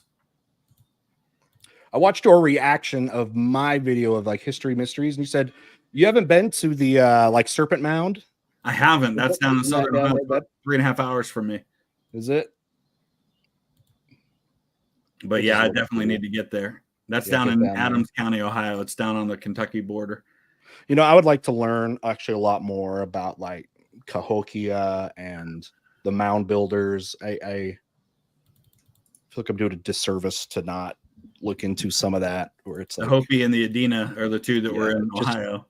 Yeah, we learn a lot about Ohio history before the current Native American groups that we talk about when first European settlers, but like way before that. And North America gets now the history. A lot of it's so difficult because the archaeology is incredibly difficult. But I think there's a lot more to learn out there about those groups.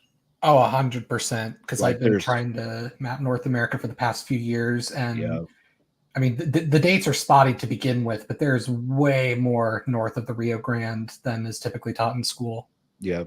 The tough thing, of course, is that they didn't leave the same written records that a lot of European ancient cultures did. Exactly. Makes it harder. Yeah. The thing that baffled me was one of the ones in Ohio, like the Fort Ancient Culture or whatever. Like it lasted all the way until the 18th century. Like usually the dates are given like, oh, it ended around 1750, which is really insane if you think about it. The computer is imploding my America here. Just I'll give you a heads up for future games. Never start in North America. Okay. South America and Australia. It's just too much territory to try and hold on to. That's why it's worth so much. Is that why? Well, I'm gonna hold on to Australia and South America are your best. Yeah. Let's get we'll put one here and one here. Or 3-5 here. Hold on to that for a sec.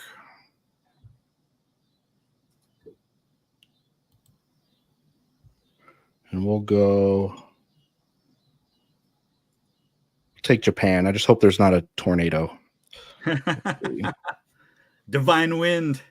Kamikaze. Ernest, you're right. I do need an Iron Brigade hat. All right.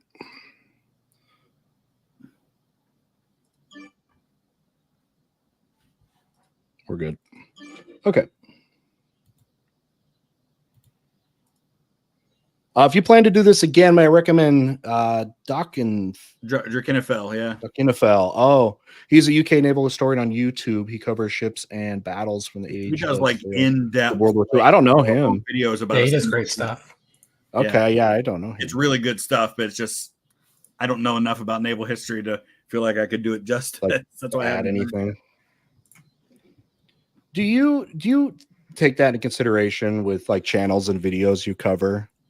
You know, like one of the earliest ones I would get is like Historia Civilis. So like you get Roman history, and it's like, yeah, I there's just so much depth where like I'm going to be the student, and I feel like, okay, am I just totally just leeching on them? And I can add some stuff, but like not much. Do you ever feel like that? That's a big challenge for me, is if I don't feel like I'm going to be able to offer anything of additional value, I shy away from it. But I also don't want to find myself going to the same topics over and over and over again. True. But I've also had a lot of people comment and tell me that some of my favorite videos, their favorite videos of mine, are the ones where I don't know a lot about the topic, and they're seeing me learn. So I end up just trying to find some way to connect it to the American Civil War usually.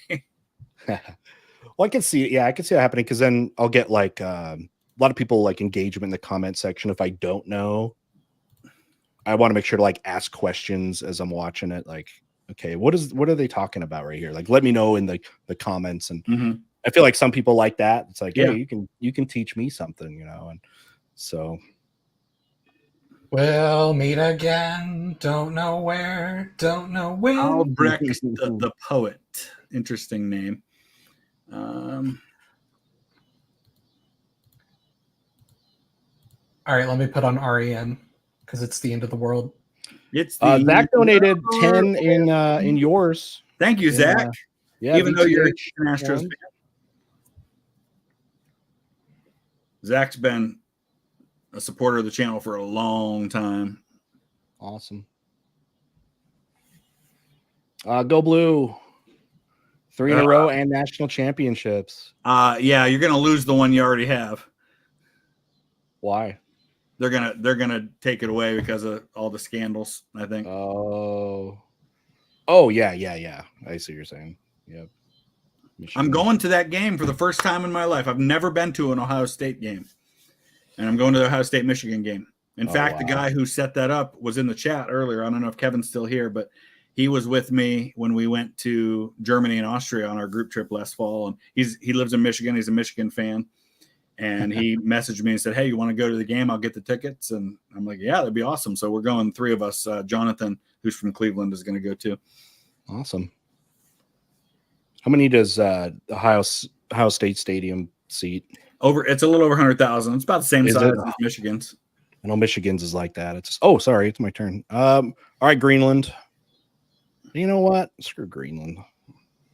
I'm building my Japanese empire over here. It's just going to be fun this year because you got the 12 teams in the playoffs now. Yep. Well, my Utah Utes are going to the Big 12 now after dominating over the and Utah had years. Urban Meyer used to coach there before and he's from Northeast Ohio. He's from Ashtabula. That was my freshman year. I was there. Urban Meyer really?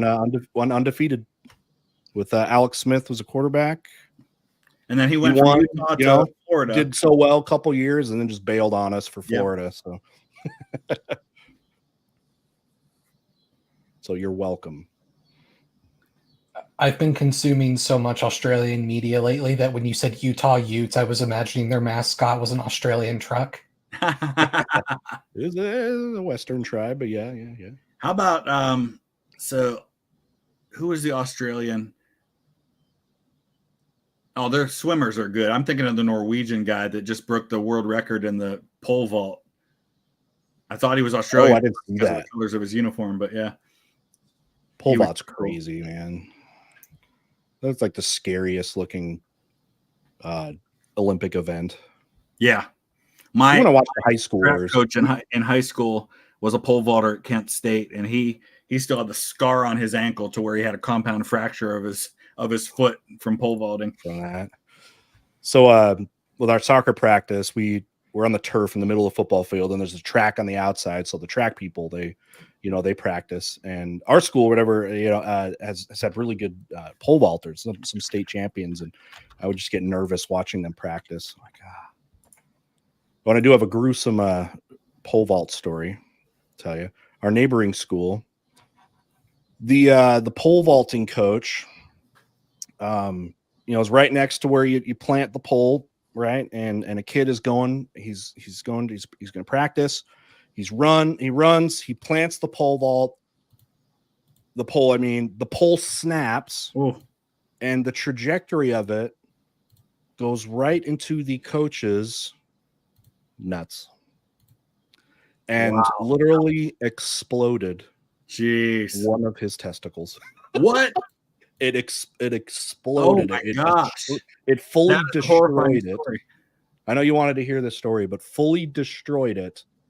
And that's part of his story. Nicest guy ever met. He's a great guy, and I thought that was the most random. And I think he passed out because, as you can imagine, that was the least of his worries, was staying conscious.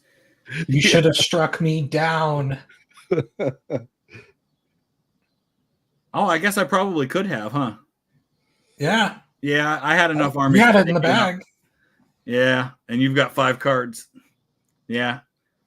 I was distracted by the chat. Somebody said, so the one that said earlier about his uncle, Tyler, about his uncle being the first Canadian to receive the Victoria Cross. It was at St. Julien, Second Battle of Ypres. So that was where the first gas attack was on the Western Front. And the Canadians were the ones who saved the day. They were the ones who plugged the gap because when the Germans used gas for the very first time on the Western Front, it was April 22nd, 1915. It was the Canadians who were sent in at midnight to try and plug this 4-kilometer wide gap that had been put in the line. JD says, well, with that story, I think I'll see myself out. Oh, poor guy. And he jokes about it all the time, and wow. I guess you'd have I only got one down there now, and 1, 2, 3. Yep, I should have taken Tiger Star out and gotten his 5 cards. I honestly think it's not going to make a difference, but I can at least cause some chaos while I can. Yeah, if I had never tried pole vaulting before that, I certainly wouldn't have tried it after hearing that story. Yep. Why did Dirty Birdie tour West Point in 1864?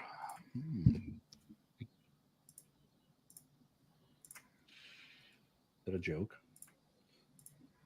Who's Dirty Birdie? That's what I was wondering. I was waiting for the know who that is. 1864. I mean, we're in the war. We're not talking about Albert, the Prince Consort, are we? Chris is like Sherman on the march to the sea in this game. Yep, from Ohio.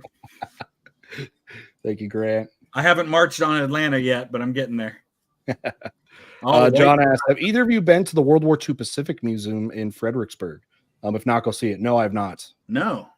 I just What went to they the got? World War II Museum in New Orleans for the first time, and that was amazing. Okay. They have a complete recreation of the Anne Frank house, of the annex where they hid their family and everything. It's pretty cool. That's preserved pretty well. Like, can you get up in there? Like, can you get up there, like in the attic? Well, no, it's a recreation of the room of the. Oh, okay. I thought you meant like, I thought you went, there in Amsterdam. Don't they have that? I think they no, do. in Amsterdam you can go up into it. Yeah, you can go up in it. It's you have to get your tickets well in advance though, because they sell out. Same thing with the catacombs in France. Yep. If you don't get them like a day or two in advance, at least you probably won't get in. It's such a what you guys think of the lose. last Lincolnites video? Since you're not reacting to it, personally, I liked the Witchfinder General's appearance. What was that? You were going to say something? Yeah, sorry. Lose. I didn't want to like because the 20 troops you have in West Africa is such a deterrent. Because if I would have like touched it, it would have been over. But you have enough cards anyway; it doesn't even matter. Okay. By the way, make sure you're watching all of the streams. What's that? Streaming? So it was Chris. Loving the guys, your support. You guys support both channels here with the super chats. Really appreciate that.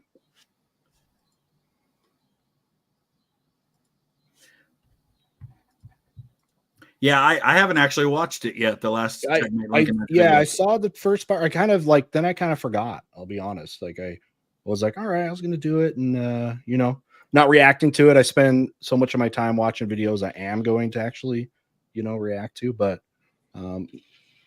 he does an amazing job. I mean, yes, he did. He did, and he was very gracious in his email to us, like asking us not to react to it, and I've got no problem with that. Yep. Who's the best Star Wars movie in the past 20 years? I'm not gonna lie. Did you ask us what's the best? No, I'm saying the finale of Checkmate Lincolnites is the best Star Wars movie in the past 20 years. Wait, is there something to do with Star Wars at the end? There's lightsabers. That's good enough. That's how the Nazis, or not the Nazis, the Confederates were defeated. I mean,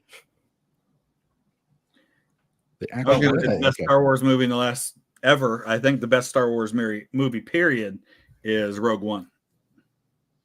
I would, of all the like offshoot ones. Oh, okay, yeah. By far for me, Rogue One is the best. So you're counting the original, series and everything. I've always loved Return of the Jedi. Return of the Jedi is really good. That's my favorite. I have problems with the sequel movies, but they're not the problems that most people have with the sequel movies, so it feels weird. I thought the first of the remake one, or not the new one, the new trilogy was good. The other ones. So what are we talking? 7? 7? Yeah, 7 was the best of the 3. 7 was the best. 9 was okay. Just a remake of 4. Yeah. My biggest gripe was spoilers, I guess, if anyone cares. Yeah, they bring someone back, and the problem with bringing them back is I really hate it when movies make other movies pointless. Yeah, sure. Because it just felt like, okay, like Deadpool, all the original movies are for nothing because they brought this guy back. It didn't matter.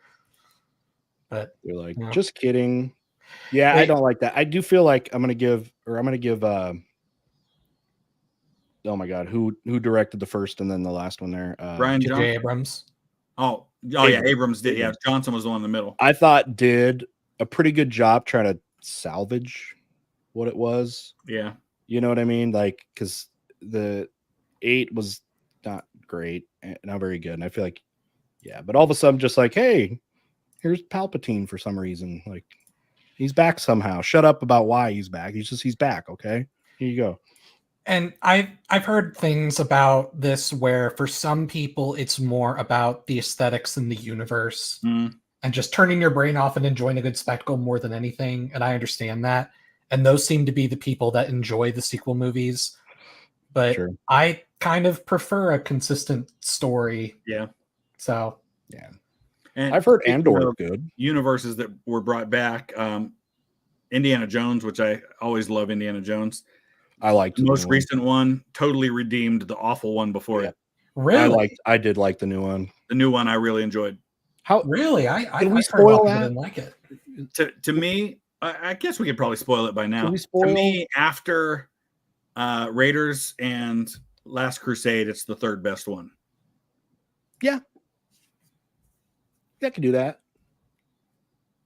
I still like Temple of Doom, but it I doesn't like Temple feel. of Doom, but yeah, Obviously, I like the historical elements of like what of those movies. They're the ones, but yeah, it was cool. Okay, spoiler, but yes, how cool was it to just time travel back into Rome, right in the freaking battle of which one would that have Syracuse? been? Yeah, Syracuse.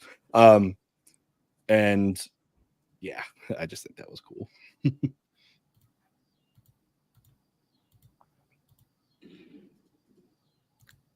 I wasn't a huge fan of who's the girl from the girl who was the main character. Didn't care for her character a lot. Oh, in the newest one. Yeah. Well, did you like her in like the originals, like that kind of stuff? So I don't, or the other girl, yeah. I haven't seen her in what's the Fleabag? Is that the name of the show she's in? I don't know it, but I've never seen it. No, we're not talking about. There's people are saying Daisy Ridley. No, not that's the mom. Star Wars. We're talking about Indiana Jones. We're in Indiana. Somebody said Indy's goddaughter was insufferable. Yeah, that's who I'm talking about. Axis and Allies stream. Ooh. Never played it. I have the board game. I've never played the computer version.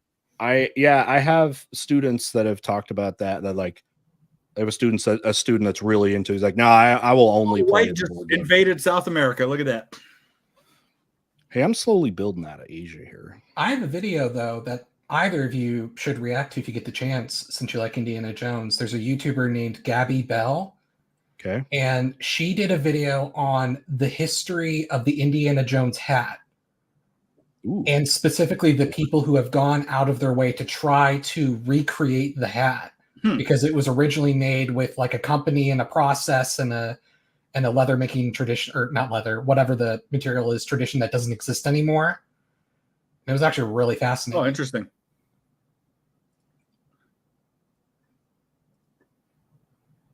Okay, we're Phoebe Waller-Bridge is the name of the actress. People are saying, yeah. I thought they did in the new Indiana Jones a much better job with the de-aging CGI than what we've seen in some other movies. Yeah. It was more believable. Yeah. I Alexandered myself too early. Stretched too thin. I got the Urals, man. The Ural Mountain, the Battle of Ural Mountain was really rough for me, but I won it, but I lost like half. All right. Let me catch up.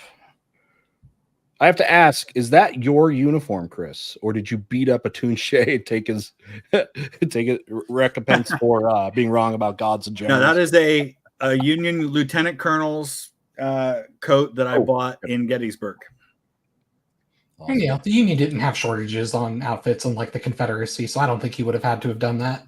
No, I didn't have to take it off somebody else. Is it really uncomfortable? Surplus. Oh gosh! Yeah, you got to end your turn. Yeah, my bad. $50 if you oil up Terry. Wait, I gotta. Oh wait, was that a? Oh, I think somebody donated $50. No. Somebody said that $50 if you oil up Terry. And then somebody asked about Lizzie Borden. Yeah, you can actually spend the night in the Lizzie Borden murder house in Fall River, Massachusetts. Yeah. And my daughter wants to do that. Malik's, one of my regulars. But yes, think about how crazy July was, you guys. Like just in history. Yeah. This past July we had that coup in Bolivia, which was if you want to call it, little flash attempt. there. Yeah, and yeah, whatever that was. And then Bangladeshi Revolution. I mean, that's kind of ongoing there with that. We had a presidential assassination attempt. We had horribly backfired presidential debate that pulled a president late out there. Yeah, and we're only we're not even 2/3 of the way through the month there. So history, yeah, I mean, we still all of these things we still don't know the effects of yet. Yeah.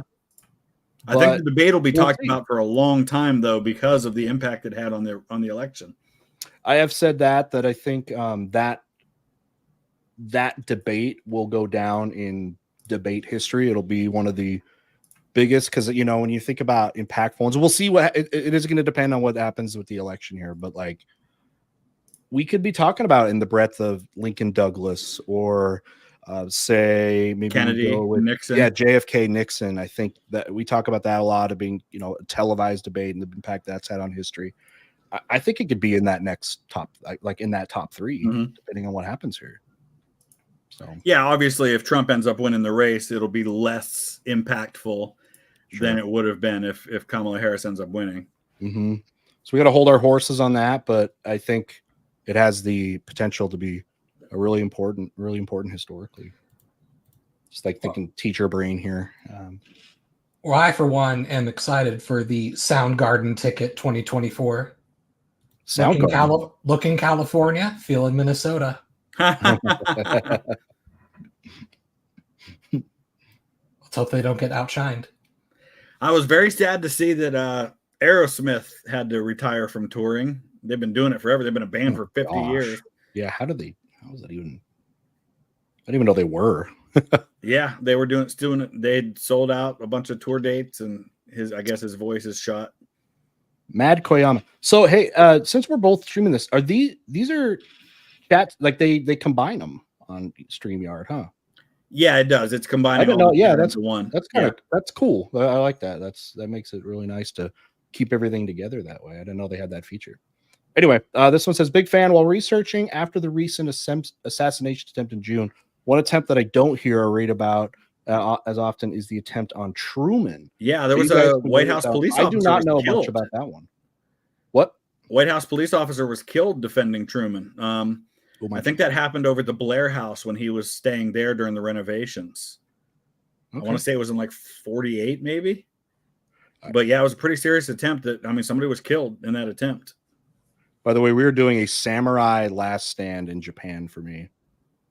Oh, yeah. Shuriyama. Oh, you're turning in cards. Good. I do. I'm going to turn in some stuff, but I think that's the plan, though. It's like Shiroyama. We will Shiroyama. Yeah, we are not going to conform to you guys and your awful Western ways. I don't think it's a last stand when you're doing a blitz offensive. I almost had enough to like eliminate you, but I just fell short. And it's like, wow, that's it. We have to. I want whoever's going to take Japan to do it and lose a lot. So that's the plan now. Imperial force defied, facing 500 samurai. That's like top 5 favorites. Yeah, that's a great song. I'm so over Sabaton. At first, they were the cool niche history metal band, but then everyone loved them for it. And now it's like, oh, great. Like, I even had my 80-year-old grandpa go, hey, have you heard of this cool metal band that talks about history called Sabaton? That's awesome. And like, I'm happy for my grandpa, but it's over. It's over. Cool. Well, I don't know about you, Chris. I had never heard of them before I started my channel. That Sabaton was one of my first reaction videos I ever did, and I'd never heard when I did that reaction to Bismarck. That was literally the first time I had ever heard Sabaton. People were just like, "Dude, you got to check out this band," and I was hooked the minute I watched that video. Yeah, it was right, and then with that, it was probably right after that Great War. Was that what that they did? They did 2 World War albums. The first one called Great War. War, then War to End All Wars. War to End All Wars. I love that album, Great War. Oh my gosh, every song is banger. And then that was in that July, and I that within about the first month or 2 of hearing about them, they were in town, and I went to their show. And have you seen them live? Twice, yeah. Okay, I mean, so good, so good. Yeah, actually, the first time, the tickets were actually given to me by their record label. So I got comp tickets. Oh, Did you like meet him or anything, or it was still during the pandemic, so didn't get to. They weren't doing meet and greets. Originally was going to reach out and see if I could do like an interview, maybe, but I was like, I just started my channel. I was like, who am I? Like, yeah, they actually reached out to me because a bunch of my early reactions were breakdowns of their songs, and their record label, Nuclear Blast, I think it's called, reached out to me from Germany. They sent me a whole box of merch. That's so cool. And then they asked me to do, it was right before their song Live Guarded came out, which is about the Swedish Guard. Sure. The Swedish Lifeguard. And they asked me to do a video telling the history of the Swedish Lifeguard before the song came out. Did you do it? You made the video? I did it. Oh, okay. Oh, they didn't contact me. I would have made a video. It would have been cool. Yeah, which is surprising because maybe it's because I did so many of theirs in such a short time. And at the time, I was like 100,000 subscribers. So I wasn't nearly as big as you. Oh, by the way, you're kicking my butt. And you're we should have made that bet. I know we were making the bet. Yeah, we never made the bet, and I don't want to now, but congrats. Let's see. And so we still have White. Oh, you're you really are making the last stand. Yeah, whoever wants to do this is I want them to pay the price. Now, if we want to, work together to take down the axis of VTH, you could just take out Silver and get the cards and then cause a lot of damage. You could. You got a lot of troops. You might be able to take out at least Silver. As long as you don't lose it, like if you don't have any bad attacks, you might. But then you're also going to spread yourself so thin that I'm going to wipe you out. Silver's got like 13 troops, and you've got 17, so it's possible. You'd have to win pretty much every roll. Oh my God! Sorry, I was supposed to enter. I don't know how you're beating it, but I am in, and a couple YouTubers have come talk to me now. I am in algorithm hell right now. Most history channels are right now. I don't know. You like powered through it, but I was on the 10 questions with Mr. Beat on Sunday, and like while I was talking that, I immediately got from History Underground. He's like, "Oh, it's not just you." No, like, I was like, "Yeah, nothing. Even when it's like the click-through rate is okay for subs, it is." Going. You know what I've noticed? I don't know what's they're going recommending new channels a lot more. Yes, I'm getting a ton of recommendations for channels with like 300 and 400 subscribers now. Yeah, and I like that YouTube's doing that. Like that's cool, and whatever. But yeah, it's like I am in. It's the lowest I've ever. So review wise, my new releases are still doing well.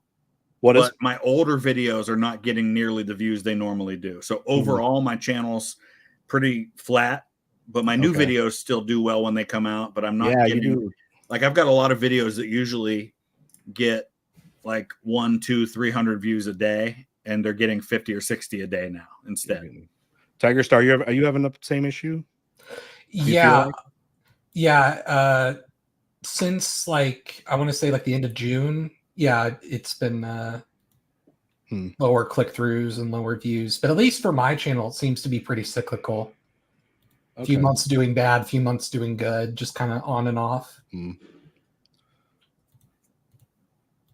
has been rough. It's been kind of depressing, to be honest. I'm like, so I've tried to branch. I don't know if I was like, I don't know, do I branch out a little bit more? Obviously, like, and Chris knows this too, original stuff is very tough when you built yourself as a commentator. Yeah, you almost have to start a different channel for it. You do. So it's like, that route, that's hard to break into. And then, it's like, do I just go down the mainstream pipeline?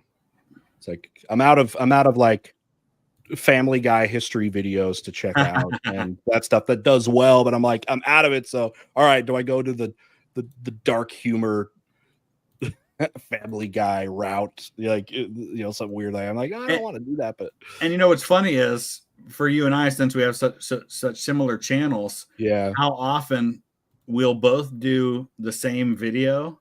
Yeah.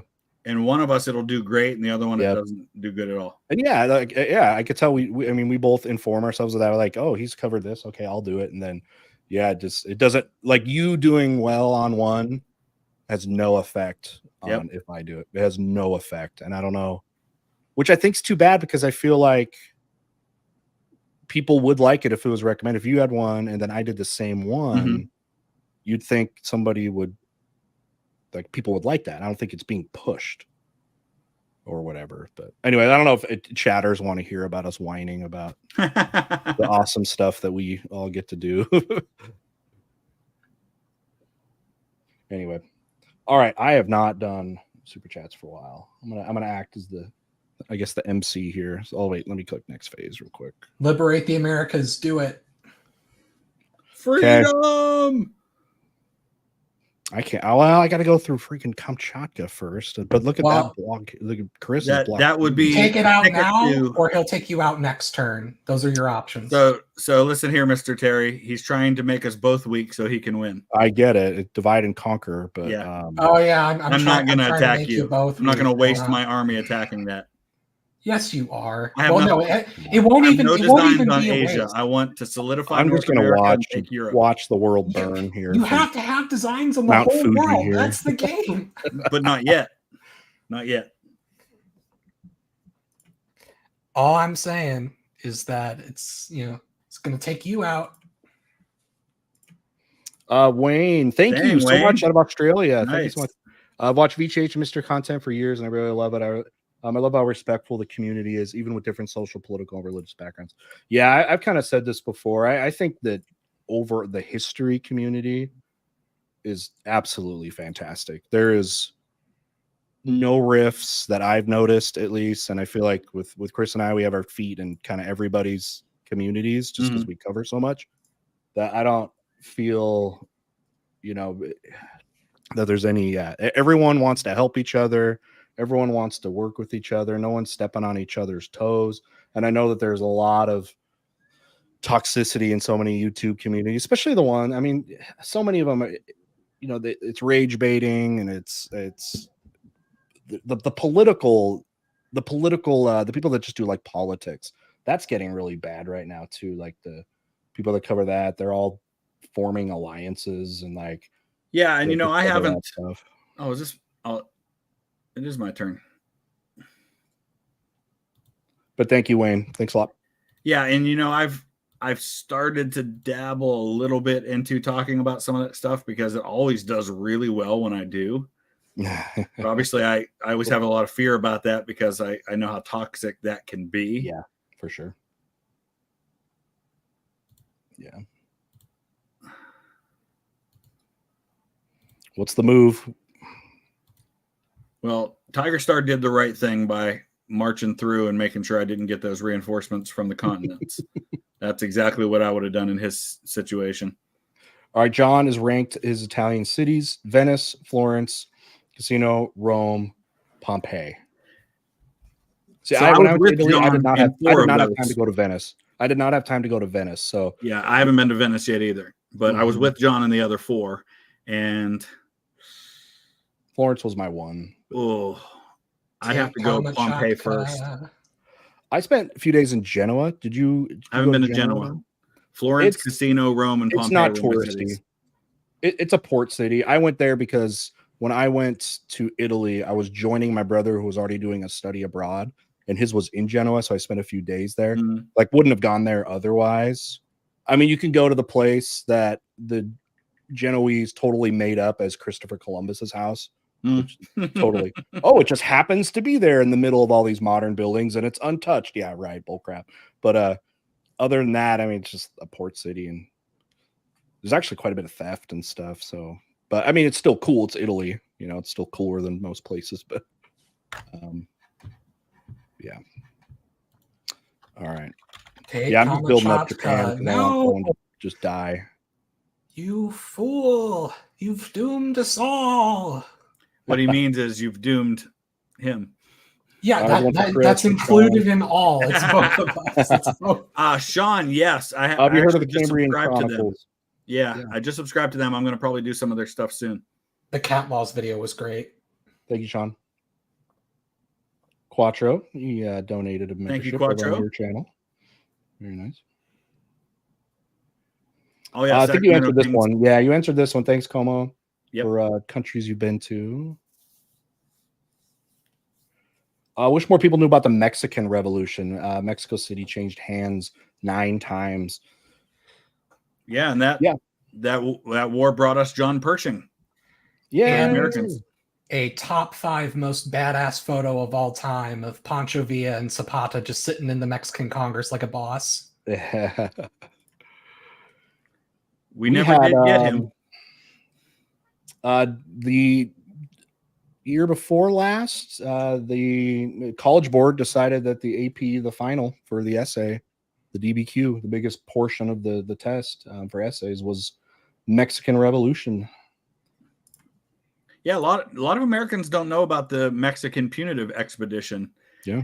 Somebody said that brought us Patton too. Patton led the first American motorized attack in history. That's right. Which Jeep, was him riding on a machine gun on gun. a machine gun on a Jeep, right? Yep. And like, holy cow, we got almost tanks. See, Tiger Star's doing exactly what he has to do in this scenario when you're facing a stronger opponent. Just harass, keep him from keeping his continents. This is exactly what you do. I don't know, I'm afraid he's delaying the inevitable too. I don't know. It's just, it would help if someone opened up a second front in Japan. You mean now he sounds like Stalin. Open up a second front. Well, look, if you look at the map here, I mean, hey, I didn't see. I was going to do a sneak attack, and now I was thinking about doing a sneak attack, but now you're blowing my. You could march down and take Australia and hold that for yourself and start building up some armies. The thing is, though, I was afraid I would be counterattacked by you, so not by me. I would leave. I would be vulnerable if I leave Tokyo. If you do that and march down there and solidify yourself there, then I'll just take him out, and then I just want somebody to offer me a deal. You're taking us both out. Like, that's the point. I'm Italy in World War I. I'm waiting for an offer. Who can really provide me the most? I mean, look, if you want to take North America, you can have it. So you want all that juicy land around the Adriatic Sea, is what you're saying, Mr. Terry? Mm-hmm. I would like that. I'll take Croatia from you. Look, don't let Nice fool you. Just because it looks like nice doesn't mean it's worth it.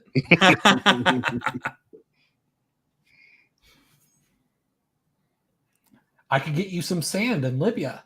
Isn't that more appealing, Italy?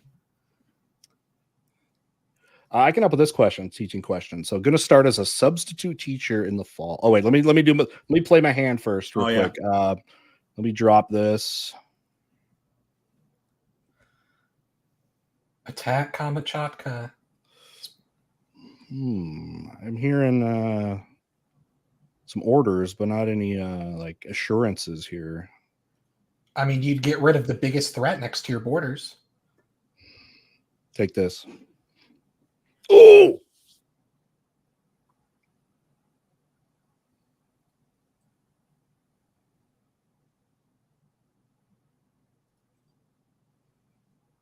You know what's looking pretty tasty here is where do I go? East or west? I'm looking at it right now. The classic dilemma. Screen, I got arrows going both ways here. You know, I mean, if you go west, you could counter his troops in the Middle East and South Europe with a big force. Chat, I'm going to let you decide. East or west? I'll give you like 10 seconds if you can get this message in time, because it's going to go quick. What will be East or west? Yeah. Alaska or Russia? VTH is more of a threat. East, west, fortify. We're out of the fortify. Most people are saying east. Oh, no, you're good. You're good. Okay. Most are saying east. I set it to 5-minute timer. West. I see east. I see it all over the place. There's a few west. It's mostly east. America.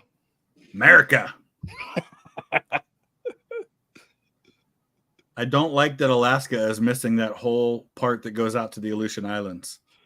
Oh, I've made a whole video of my problems with the risk map and how it should be improved. It's the 21st century. You can print an accurate looking map on a piece of cardboard. Come on.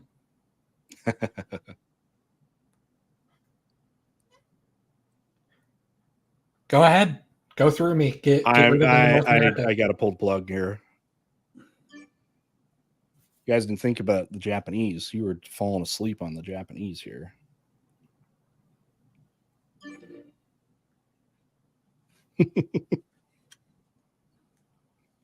All right. Oh, there was a teacher. Okay, so you're gonna start substitute teaching in the fall. Any advice? So it's gonna be dependent on if you actually want a teaching career or not. Because first off, substitute teaching is nothing like actual teaching. The kids, I mean, we all know how poorly we treated our subs, in school. We were all pains in the butt to the sub who was just, trying to do their job there. So there were a couple of cool ones. Yeah, you have some cool ones, but like if you're going in and you're thinking like I'm gonna be the teacher and they're gonna like do what I tell them and all of that. Now, one thing I hope is what's something that's interesting about being a sub is you're gonna find out within the first 5 minutes what kind of teacher that was. Like if it's a class, if it's a teacher that was good, like the kids are gonna like know what they're supposed to be doing. They're gonna know like what is the routines and like even something like are they sitting in their seats they're supposed to. So it's fun. You can make a lot of judgments with that. But you know what? You're gonna be a sub. Do what the teacher do what they say. Please, from a teacher perspective, please do what's on the lesson plan. It's the worst when I come back and the teacher did nothing. Don't be the sub that like couldn't figure out the DVD player. Get wrecked. Get wrecked. Wow. Boom. I already did. We held. Grand Columbia is held. We also coach high school football. That's awesome. Try to sub at the school you're at if you're coaching at. Tell the office of the school you're at that you want to be on their preferred sub list. Oh, interesting. Do that because what will happen, usually most systems will do that when a sub job goes out. At first, we'll go through a preferred sub list. And it's really nice to be able to sub consistently at the same place. You get to know the kids. They'll actually respect you a little more if they've seen you before. And so anyway, and hopefully get to know the football kids. So anyway. Nice. So somebody said they were surprised that when we talked about Alaska, I didn't mention my brother in Alaska. I do have a brother in Alaska. He lives actually right in between Anchorage and Wasilla, which is where Sarah Palin was the mayor. Where she could see Russia. And I've been to the part of Alaska that you could say that. Well, not really. I was in Bethel. It's not right next to Russia, but it's on that side of Alaska. All right. Ooh, somebody said Grand Columbia will fall apart in 10 years, though. Not as long as Simon Bolivar is alive. Yeah, because he'll die in 10 years. Have either of you on a stream tried to do the quiz where you try to guess all of America's counties? Oh, no, but that would be fun. Oh, I can't. It's really fun. The most there's like 3,200 counties, and the most I've gotten is like 1,600. Well, I could probably get all the ones in Ohio and Pennsylvania. That'd be about it. They actually expect you to know them. But I know my states, but like Texas has got like a couple hundred of them, don't they? Oh yeah, like the thing is, there are a lot of like common county names, but then you forget how many normal names there are to name a county after someone. Yeah, Mercer, Greene, Hamilton, Washington. Those stupid states that just made their counties based off of just like plot size instead of like geographic borders. I hate that. Well, I grew up in Trumbull County, which is the only perfectly square county in Ohio. That's what I mean. Yeah. In Utah, Brigham Young, who set him up, did them on watersheds. That's how he decided on them. So like every watershed was a county. And it kind of made sense. There was less like debate over like water rights and stuff. So pretty much all the water that you get comes from your county. I posted the link to the county quiz in the private chat if you want to try it. It's really fun. Oh, yeah, perfect. Yeah, I'm going to copy that. Content. I treat it as my Sudoku. Just keep doing it. I like that. Keep my memory sharp. Yeah, it's perfect for you, especially with how your thing with maps. Yeah, that's cool. Little maps. I was a geography minor. Maps and globes. I love them. They're great. Okay, do you have a map shower curtain? Not a shower curtain, although, funnily enough, my Redbubble does have map shower curtains. I don't think anyone's ever bought any because they're like expensive, but I saw the options for merch. Like, oh, you could do it in shower curtains? Yes. Why not? Yeah, this is, if anyone's never, I'll use my, they're like yelling at me to use my cards. For anyone, if you have the type of shower that uses a shower curtain, it's not a door. You know how you have like your outer shower curtain, which is like the design. Then you got like the plastic one, right? Inside to keep the water in. For those inner ones, you can get maps. And literally, I just learned geography doing that. Now I have like shower doors, and I'm actually. Oh my gosh, it happened again. Jeez. I guess America doesn't like Australians. I give you AC/DC and INXS, and this is how you repay me. Give you some of the best music of the 80s that you guys ever listened to. Okay, Alex, there was literally nothing nerdy about what we just talked about with maps in our showers, okay? Perfectly normal conversation between adult men. I learned so much geography just because, you're in the shower, you're sitting there, right? So just take, look over, and at eye level, I will never forget Svalbard at Norway. That was right at eye level, so I had a lot of nice eyes on there, and found out that's I think where the big vault is, right, for all the seeds for when Earth gets destroyed. You guys seen that? Yeah, I think that's I haven't heard about that. Norway owns it. It's basically like the arc of human civilization, all the seeds and all that. So when we die, we can repopulate the Earth. Okay. Where else can I be? Where else can I be a nuisance here? Where can I be a nuisance here? Let's go. Oh wait, you got cards. I do have cards. He turned in the cards. I was going to. I failed to invade South America. Perhaps you should, because it would destroy his bonus. All right, let's go. I'm going to turn in cards on my next turn, just so you know. So whatever you do, I'm just going to undo. Oh. Which is even more of a reason to attack him now. But what if I attacked purple, Chris? Well, you'd have to attack purple to get through me, so you can attack us both. What I would do, Mr. Terry, is just attack one territory to get a card and then sit tight. So that way he can eliminate you and take all your cards. We do need Canada back. We need to protect the Inuit people from the oppression of the whatever empire. Come see the violence inherent in the system. Help, I'm being repressed.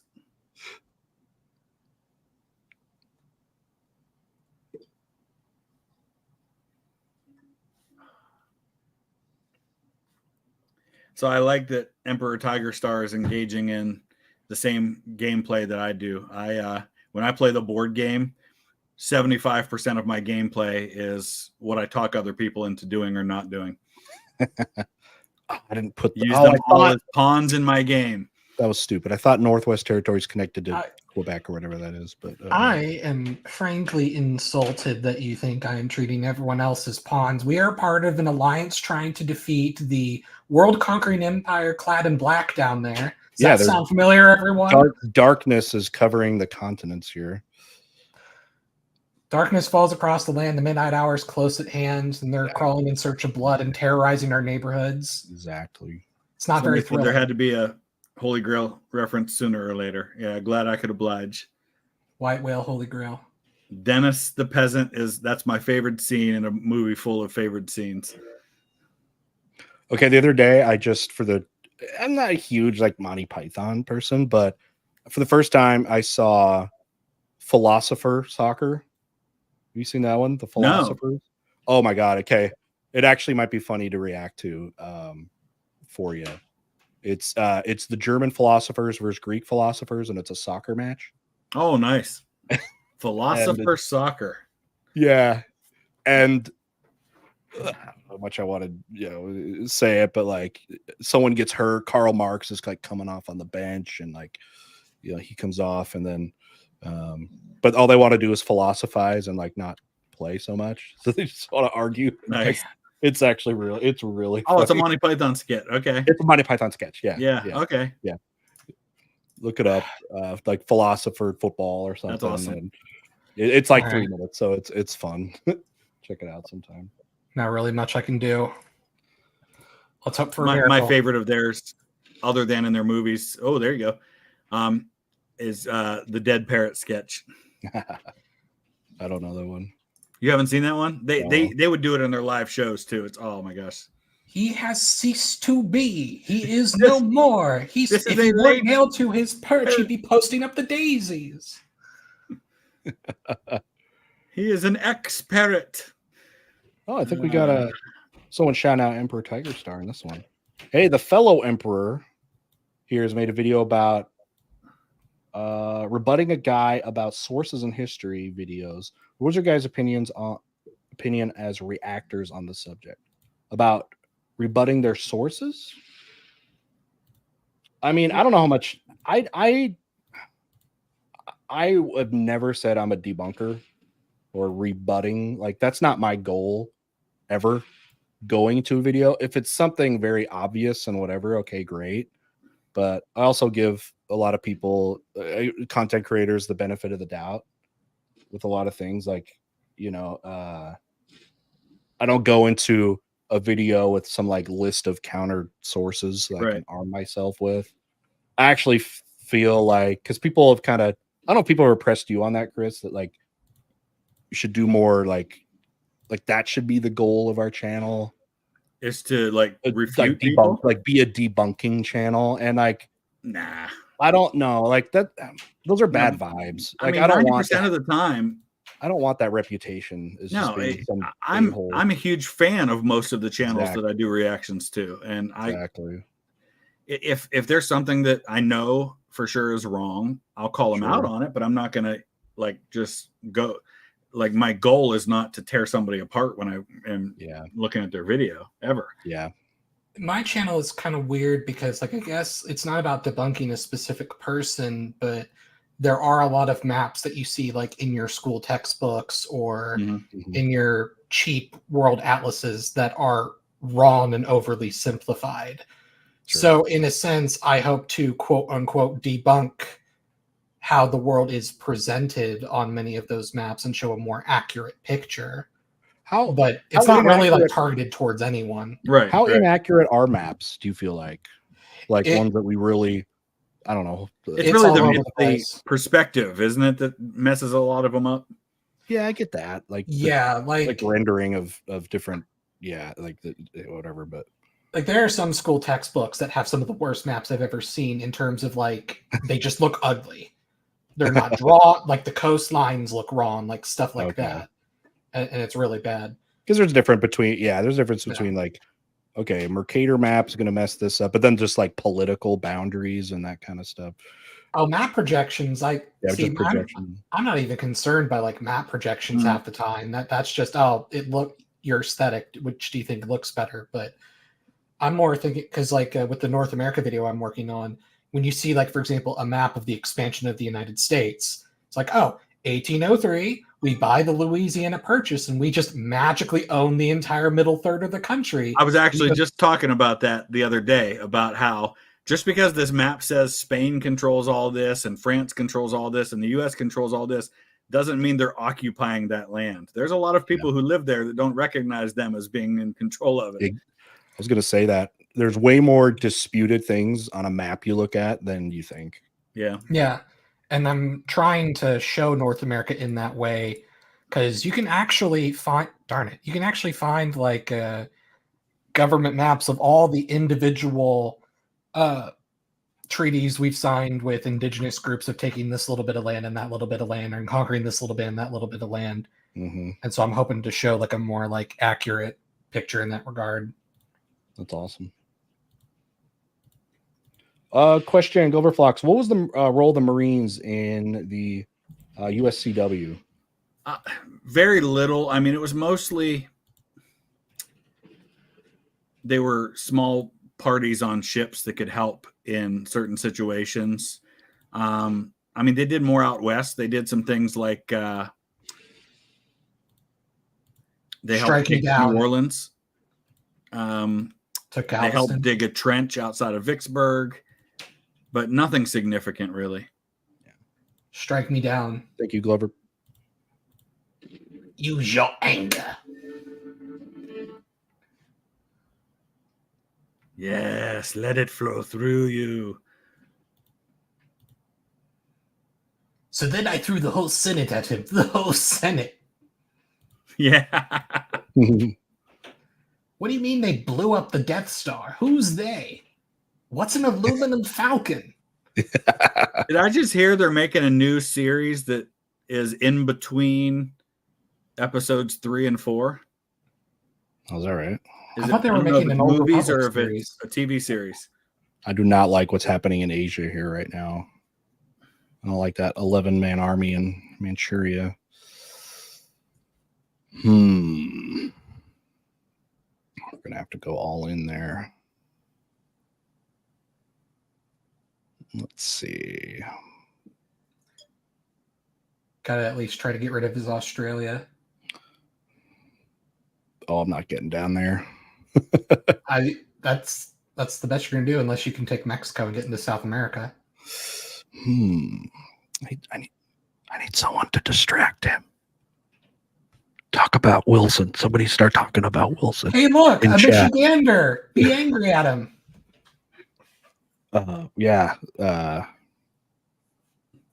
don't Hey, Chris, I don't did you think know I can that? get distracted into losing at this point. Did you know that Woodrow Wilson was a huge Michigan fan, Michigan Wolverines fan? It wouldn't surprise me a bit if it were true. I'm sure it's not, but he's probably a Rutgers fan, or no, Princeton, because that's where he was on staff. Nerd. He's a nerd. Princeton I was like a good that he was a teacher football as team well. back in the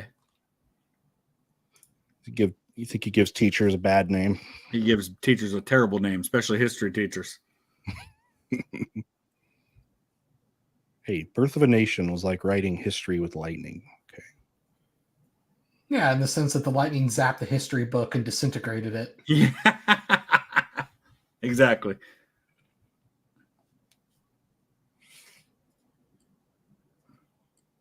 You know, even though I've been to 48 of the 50 states, interestingly, Utah is one of the 2 I haven't been to. And Michigan borders the state that I live in. I've only been to Michigan once in my life. Well, it's understandable. You're up from Ohio. It's not really. It's like, I shouldn't say only once, because I've flown through Detroit a number of times, but I've only been in Michigan other than in the Detroit airport once, and that was because I was speaking at a high school in Grand Rapids. So it's like Missourians and Arkansas. We only hope to go there once. I mean, if you want to come here, if it's for history, okay, you do Mormon history stuff. Oh, I'm going to go to Salt Lake City to the Family History Library. Okay, yeah, okay. So that I was going to say, yeah, come there. That's elite. Like, you can spend some time there. We do a pretty horrible job with the like Native American history, but if you just want to do outdoors, I mean, I've heard it's beautiful. Just the national parks are unbelievable that we have. They're just so cool. So yeah, come by. I'll give you the tour. I gave Matt the tour a couple months ago. Oh, he was in Utah? Mr. Beat. Yeah, he M. Laser and Cynical Historian spoke at a conference. Oh, nice. The Utah Historical Society. They came and spoke, and I helped Matt film. He's doing a video on, it's like a compare and contrasting of Brigham Young, Joseph Smith, and I took him to places and navigated, and it was a lot of fun. Interesting story about those 2. So I mentioned that I did youth ministry, and the last church where I was a youth pastor is here. It's in Austintown, which is where my kids go to school. It's real close to where I live. And the church that I was at is a church that goes back to the 1820s. And one of the founding elders of that church was a guy named Sidney Rigdon. Yep. Sidney Rigdon. Kirtland. So he had a fallout with the people in Austintown over some issues and left the church, went up to Kirtland outside of Cleveland and connected with the Mormons. Yep. And then went west with them. And when Joseph Smith was murdered, Sidney Rigdon believed he was going to inherit and take over. Yep. And when it was given to Brigham Young, Sidney Rigdon's like, I'm out. And so then he went and formed an offshoot of the Mormons. The Rigdonites. Church of Jesus Christ of Latter-day Saints of Monongahela, Pennsylvania. Yeah. And they actually have a church in Austintown, which is where he's from. It's so interesting how many people proclaimed after that to be like there was Strang. His name was Strang. He was a guy that like, and for the most part, it split up with Rigdon and Brigham Young on it was polygamy. It was like, okay, polygamist, go west. If you're not, stick around. So like a lot of people don't know that well, of course, a lot of people today don't even remember Steve Young was the quarterback of the 49ers. He's so good. Descendant of Brigham Young. Yeah. I think he's like his great-great-grandson. Now he's the Genghis Khan of like Utah though. The West. So like everyone's related to him. Speaking of Genghis Khan, have either of you seen the Pritzker Khanite memes? No. So J.D. Pritzker, the governor of Illinois, is basically the new Jeb, it seems. And there's a bunch of memes of this idea that he's going to build like a Khanate on the Midwest by conquering all of his neighbors Mongol style. They even call it the Il Khanate. Nice. Oh, they would call that. Hey, this next game, don't put me in this one. I'm gonna like MC this and go through like the questions and stuff. You two go at it because you're kicking my butt right now. I'm actually gonna have to. Are you out? Yeah, I was gonna say I probably don't have. Are you guys out? Okay, cool. It's getting pretty late over here. That's fine. Do you want to blast through some things? Yeah, we can do some more. Yeah, I can stick around for some more chat. Okay. I gotta head off now, but thanks for letting me join in. All right. Yeah. Hey, thanks for joining us. Thanks for hanging out. Yeah. See ya. Bye, everyone. Yeah, let's just blast these out then, because I feel bad. I always feel bad if we don't get to questions, because we got some on both of our coming through both of our channels. All right, let me pick up where I left off. Okay, this another recommendation for a visitation. Need to visit the Talilan Railway in Wales. Oh, first preserved railroad in the world. 2 of the locomotives are over 150 years old and still running. So when I was in the UK back in February, I went up to Manchester for a day and I was hanging out with the guys from the channel Decades.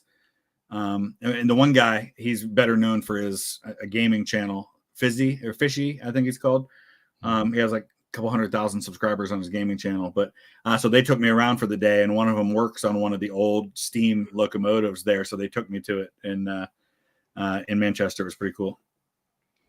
That's awesome.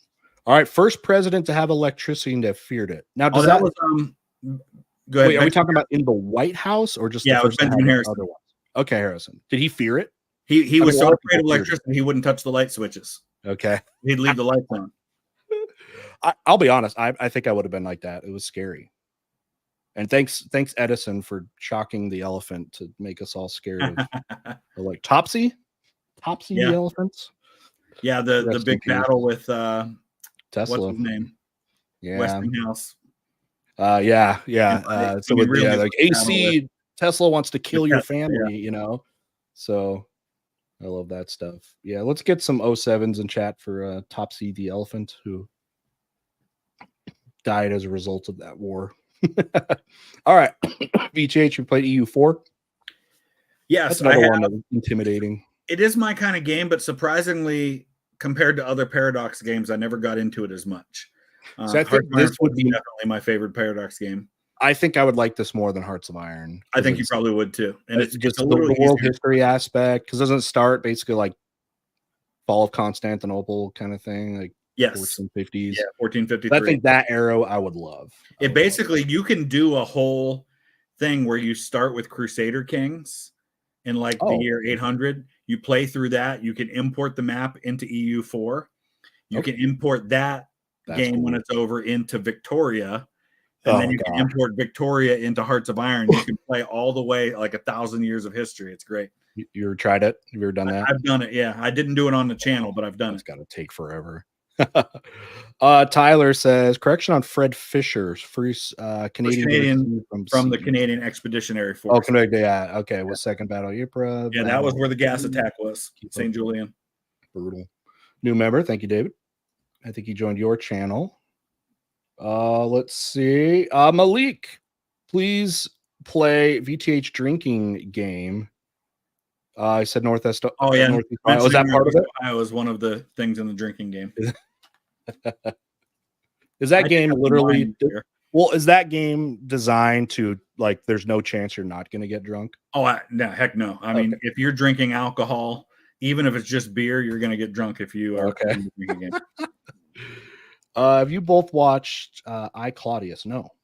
I've seen parts of it. I've heard good things, and I've watched little parts of it here and there. But like Emperor Claudius? Yeah, it focuses on that whole time period of the Julio-Claudian emperors. Okay, that's cool. Working, you know where it's at? Like, I think you can see it on YouTube. The YouTube. Oh, okay. Mr. Terry and everyone else, are you excited for Gladiator 2? I did hear that's coming out. I thought the trailer looked good. I think it'll be good. It's going to be cool. See, who's the emperor? I mean, Denzel Washington plays one of the emperors because that's when you have the year of the whatever emperors. Yeah, is it 5 emperors in 1 year? Yeah, or something like that. It's crazy. Just like, and one died, or none of them died of like natural causes. Or whatever. So, I mean that. Yeah, that was a time period where Roman emperors didn't typically die of natural causes. No. End of the Pax Romana. All right. I'm at 1860, and Dirty Birdie is Prince Albert Edward. Prince Albert. Yeah. Okay. So that's the future Edward VII. Thank you for that, by the way. Dope sauce. Patrick, Billy Joel would write a song about just 2024. That's true. Oh, by the way, I reacted to that Bard song after you did. That was fantastic. Yeah, it was good. They've got some other good stuff. That was clever. That was clever. I really enjoyed that one. Another one I think did pretty well for you. For me, it was like, it was all right. I think it was just the same people, they watched it, but it was pretty fun. All right. Yeah. Okay. Yeah. Prince Albert. Yeah. Thank you. Patrick says Sabaton's the best band live is amazing, especially with the tank on stage. I love have a ton of energy, and you can tell. I mean, if you've ever been to a concert where it just seems like people are going through the motions, Sabaton, they're having a blast up there, and you can tell.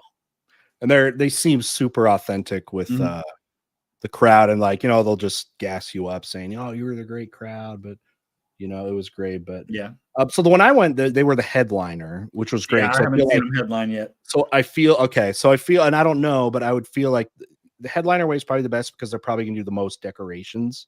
Right. Did he have the tank? Would you? They did, but it wasn't the one that they use when they're headlining, like in all the European videos. Okay. It was like less of a tank.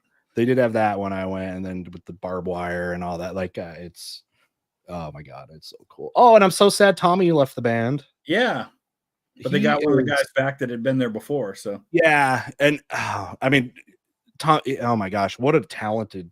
Have you seen his YouTube channel? Yeah, it's great.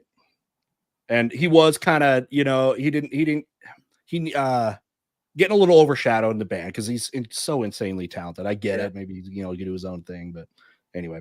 VTH, you should check out Little Wars TV. I'm subscribed to them. Randy Wine's a good one. They did an awesome series on. So they do like miniature war, like tabletop war gaming.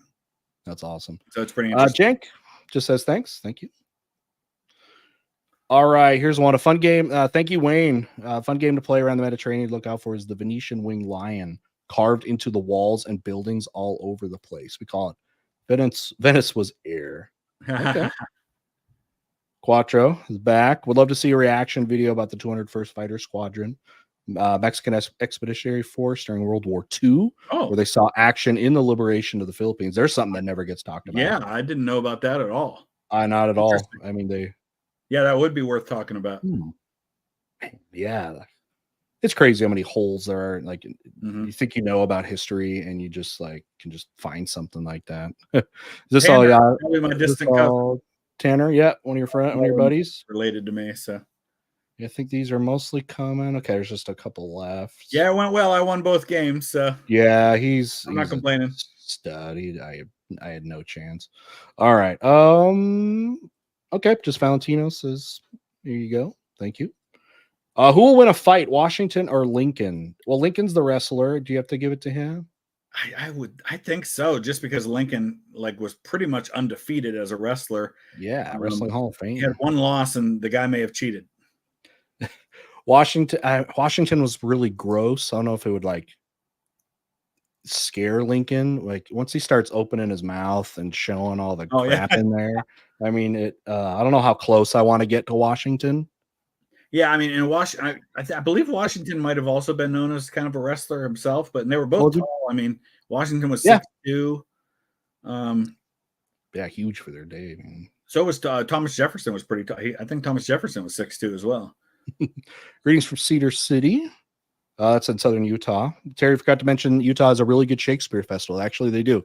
There's a big one. We always have all the acting, all our theater classes. They always head down for that. So, yeah, Cedar City's got a lot of interesting Mormon history. Not too far from there, you're going to get Mountain Meadows Massacre. Have you heard about the Mountain Meadows Massacre? Oh, yeah. You heard about that before? A big part of tumultuous time in Utah history there, called the Utah War. Yes. All right, and then just last couple here. How do you feel about Harris VP? Talking about is he good? Waltz. I think it's a good pick. I don't think it's her best choice, but he's up there. Yeah. I think he's going to do well. I think he's going to be likable, which I think actually helps her a lot because she hasn't typically historically been known as very likable. Yeah. So I think he brings a lot of likability to the ticket. I think he's more down to earth. For a California liberal to put a Midwesterner that's kind of plain spoken on the ticket, I think helps her a lot. Yeah. We were at the beginning of the stream talking about that, saying it was definitely it was a choice between like, okay, so like, ideological or more just maybe get the votes from Pennsylvania because it was like the Shapiro thing, and he's more moderate, I guess you would say, in a way. And so it kind of depended, I guess, on what the goal was. But yeah, we'll see how it goes. He said in the, when he was announced today, like he's really hoping he can debate JD Vance, and we'll see what that turns into if that happens. But I did say it was cool that he's a history teacher, so I mean we need more of that. All right, and then wait, all of a sudden, actually that one was earlier. Could you see do you have the menu that you can pull them up to? Are you able to click on those? I can't pull them up because you're in charge of it, but I can see. Yeah. Okay. I just have these two left. Okay. All right. So Tyler, thank you very much. It was cool to hear you talk about the Battle of St. Julian. The cross was awarded to Fisher for helping block that gap posthumously. Proud link to history for me. You guys are awesome. Thank you, Tyler. So he was in the Royal Highlanders. Okay. I'm reading about Fisher now. Okay. That might be a good video to do next time I'm over there in April. Cool. So what came in on my side? Alternate history of Rome in the 1200s, Clash of Eagles. Interesting. Alternate to Rome, 1200s. Well, yeah, okay. So I mean, 1200s. We got Mongols running about. I mean, we are calling Byzantine Rome. Okay, absolutely, just holding on by a thread at that time. Whatever you want to say, Rome was. Very good. All right, and then the last one here. All right, David. Can't believe I've never seen Mr. Terry. Wait, what? I don't know what that means. I'm all around. I'm in every video that I'm in. Anyway, so glad for the stream that exposed me to his channel. Now I have tons of videos to catch up on. Oh, has he come from you? He just didn't know who I was. My channel. He just probably hadn't seen you before. Yeah. David, a true Scotsman there. You got the Stuart name and he's got the name and the flag. I just thought it would be so surprised. I mean, you're doing so well that I think for so long we had probably 99% of the same viewers or whatever, and that's cool. For some reason, if you have not heard of the other person here, you came for one of us. I think that's pretty remarkable that you haven't seen us come across. So anyway, we're going to wrap things up right now, you guys. So thank you again for everyone hanging out. I thought this was super fun. We're definitely hoping to get some of the other people. I sorry if you came and you were from Fat Electricians community or I never really publicly said Drew was going to be coming because he was a little bit more like he was actually on vacation. He didn't get. We never knew for sure if Drew was coming or not. And I told Chris this in chats. These young kids, man, I can't get them to lock in on dates and times. We had the same thing when I was with Mr. B and Cynical Historian and Casual Historian and a few others in Denver. Like we were advertising it that Drew was going to be there, and then like none of us knew for sure if Drew was coming or not. So I do apologize with that. Fed Electrician would have been here. He had to be emergency fill in for a jujitsu instructing class. Yeah, we'll do it again sometime and get some of those guys in here. And we'll get Mr. Beat, and we'll also try to throw around, I don't know, some other games, but yeah, we'll see who play. Mr. B doesn't play. I'm sorry if you didn't come. Mr. B doesn't play video games at all. He just like, I don't know if the last thing he's played was Super Mario on the NES. Really? I have no. He's not a gamer. So, and actually, all this came back to Fat Electrician was the one back in the winter that said we need to play Risk. So, oh yeah, that's right. He was the one with a holiday stream. You guys were nice enough to come on. He was like, "Hey, let's play Risk," and we had Drew there and all that. And Drew's obviously a gamer, so we'll try to get some more stuff going through. And if you guys like it, I'm sure we'd all love to do that and get more collaboration. So, all right, let's see. Anything plugging? You got anything coming out? We should make sure while we're out here. What's going on? No, I'm back to doing a lot more on my gaming channel, so that's kind of a regular thing again. I'm home for, I don't travel again until September, so it's weird being home for an entire month with nowhere that I'm going. So it's nice. You get to do that while I'll be less than a week. I will be back. Oh yeah, back in my teacher training or the teacher. That's right. You're making a difference before, but you get to do that one-on-one thing with a small group of students. I am part-time this year. Oh, are you? So I am going to be teaching every other day. Nice. My school was nice. So if I'm taking a plunge here. I think that's kind of what JD does. JD takes a lot of time off too. Does he? It was very scary for me to do that for the financial reasons and the insurance reasons. So, but I'm hoping I can make up for it back on the other end of making fun stuff for you guys. So that's that. And then every other day, since I'm doing every day, that means like in the daytime, I don't know. Is that when you do your gaming streams? A lot of those? I don't really, I haven't streamed on the gaming channel. I need to do some more of that, but mainly I've been trying to record like 3 or 4 episodes at the beginning of the week, and then I just release one every day or two. Sure. That's cool. But I was saying on all those games I want to play. On those off days, that's when we can maybe even game some more when I'm not teaching and I got the afternoon. So we can hit up, because I know for this stream, a lot of our at least for me, our European friends were like, that's in the middle of the night, and I want you guys to hang out and do collaborations in the daytime. So yeah, it's almost 11 p.m. for me now. So okay. All right. Well, let's end this. Thank you. There were a couple. I could just show them for like a second. The last ones that came in. 5 bottles of maple syrup. That's the joke in my community when anyone from Canada donates. Yeah. They're just it's maple syrup. This is a common thing in my community. Is they donate to give treats to my dog. Oh, that's who Frankie is. Okay. Yeah, that's who Frankie is. So I will do that. Awesome stream, you guys. McKenny both help from Farmington. Oh, okay, I know Farmington. Yep, that's just up. It's in a little bit of the north there. So thank you. And I guess if you do want to see Frankie, here he is. He's we'll put the camera down here. And he's kind of he has emotes and stuff. And he just heard his name. Okay, buddy. You ready? So this is a tradition in our community. Yeah. Come here. And we send him to the gulag. Well, first, actually, we have to punish him. Come here. Ready? Frankie? Bang. Good job. He plays dead, and he gets sent to the gulag. So people are commenting on you being a casual general from the waist down. Yeah, I didn't want to. You didn't know that they were like Under Armour shorts. So anyways, all right. Okay, everybody. We'll call it a night. Everyone have a good night. Thanks, everybody. Channels, sub, like the videos, and we'll see y'all next time. Bye-bye.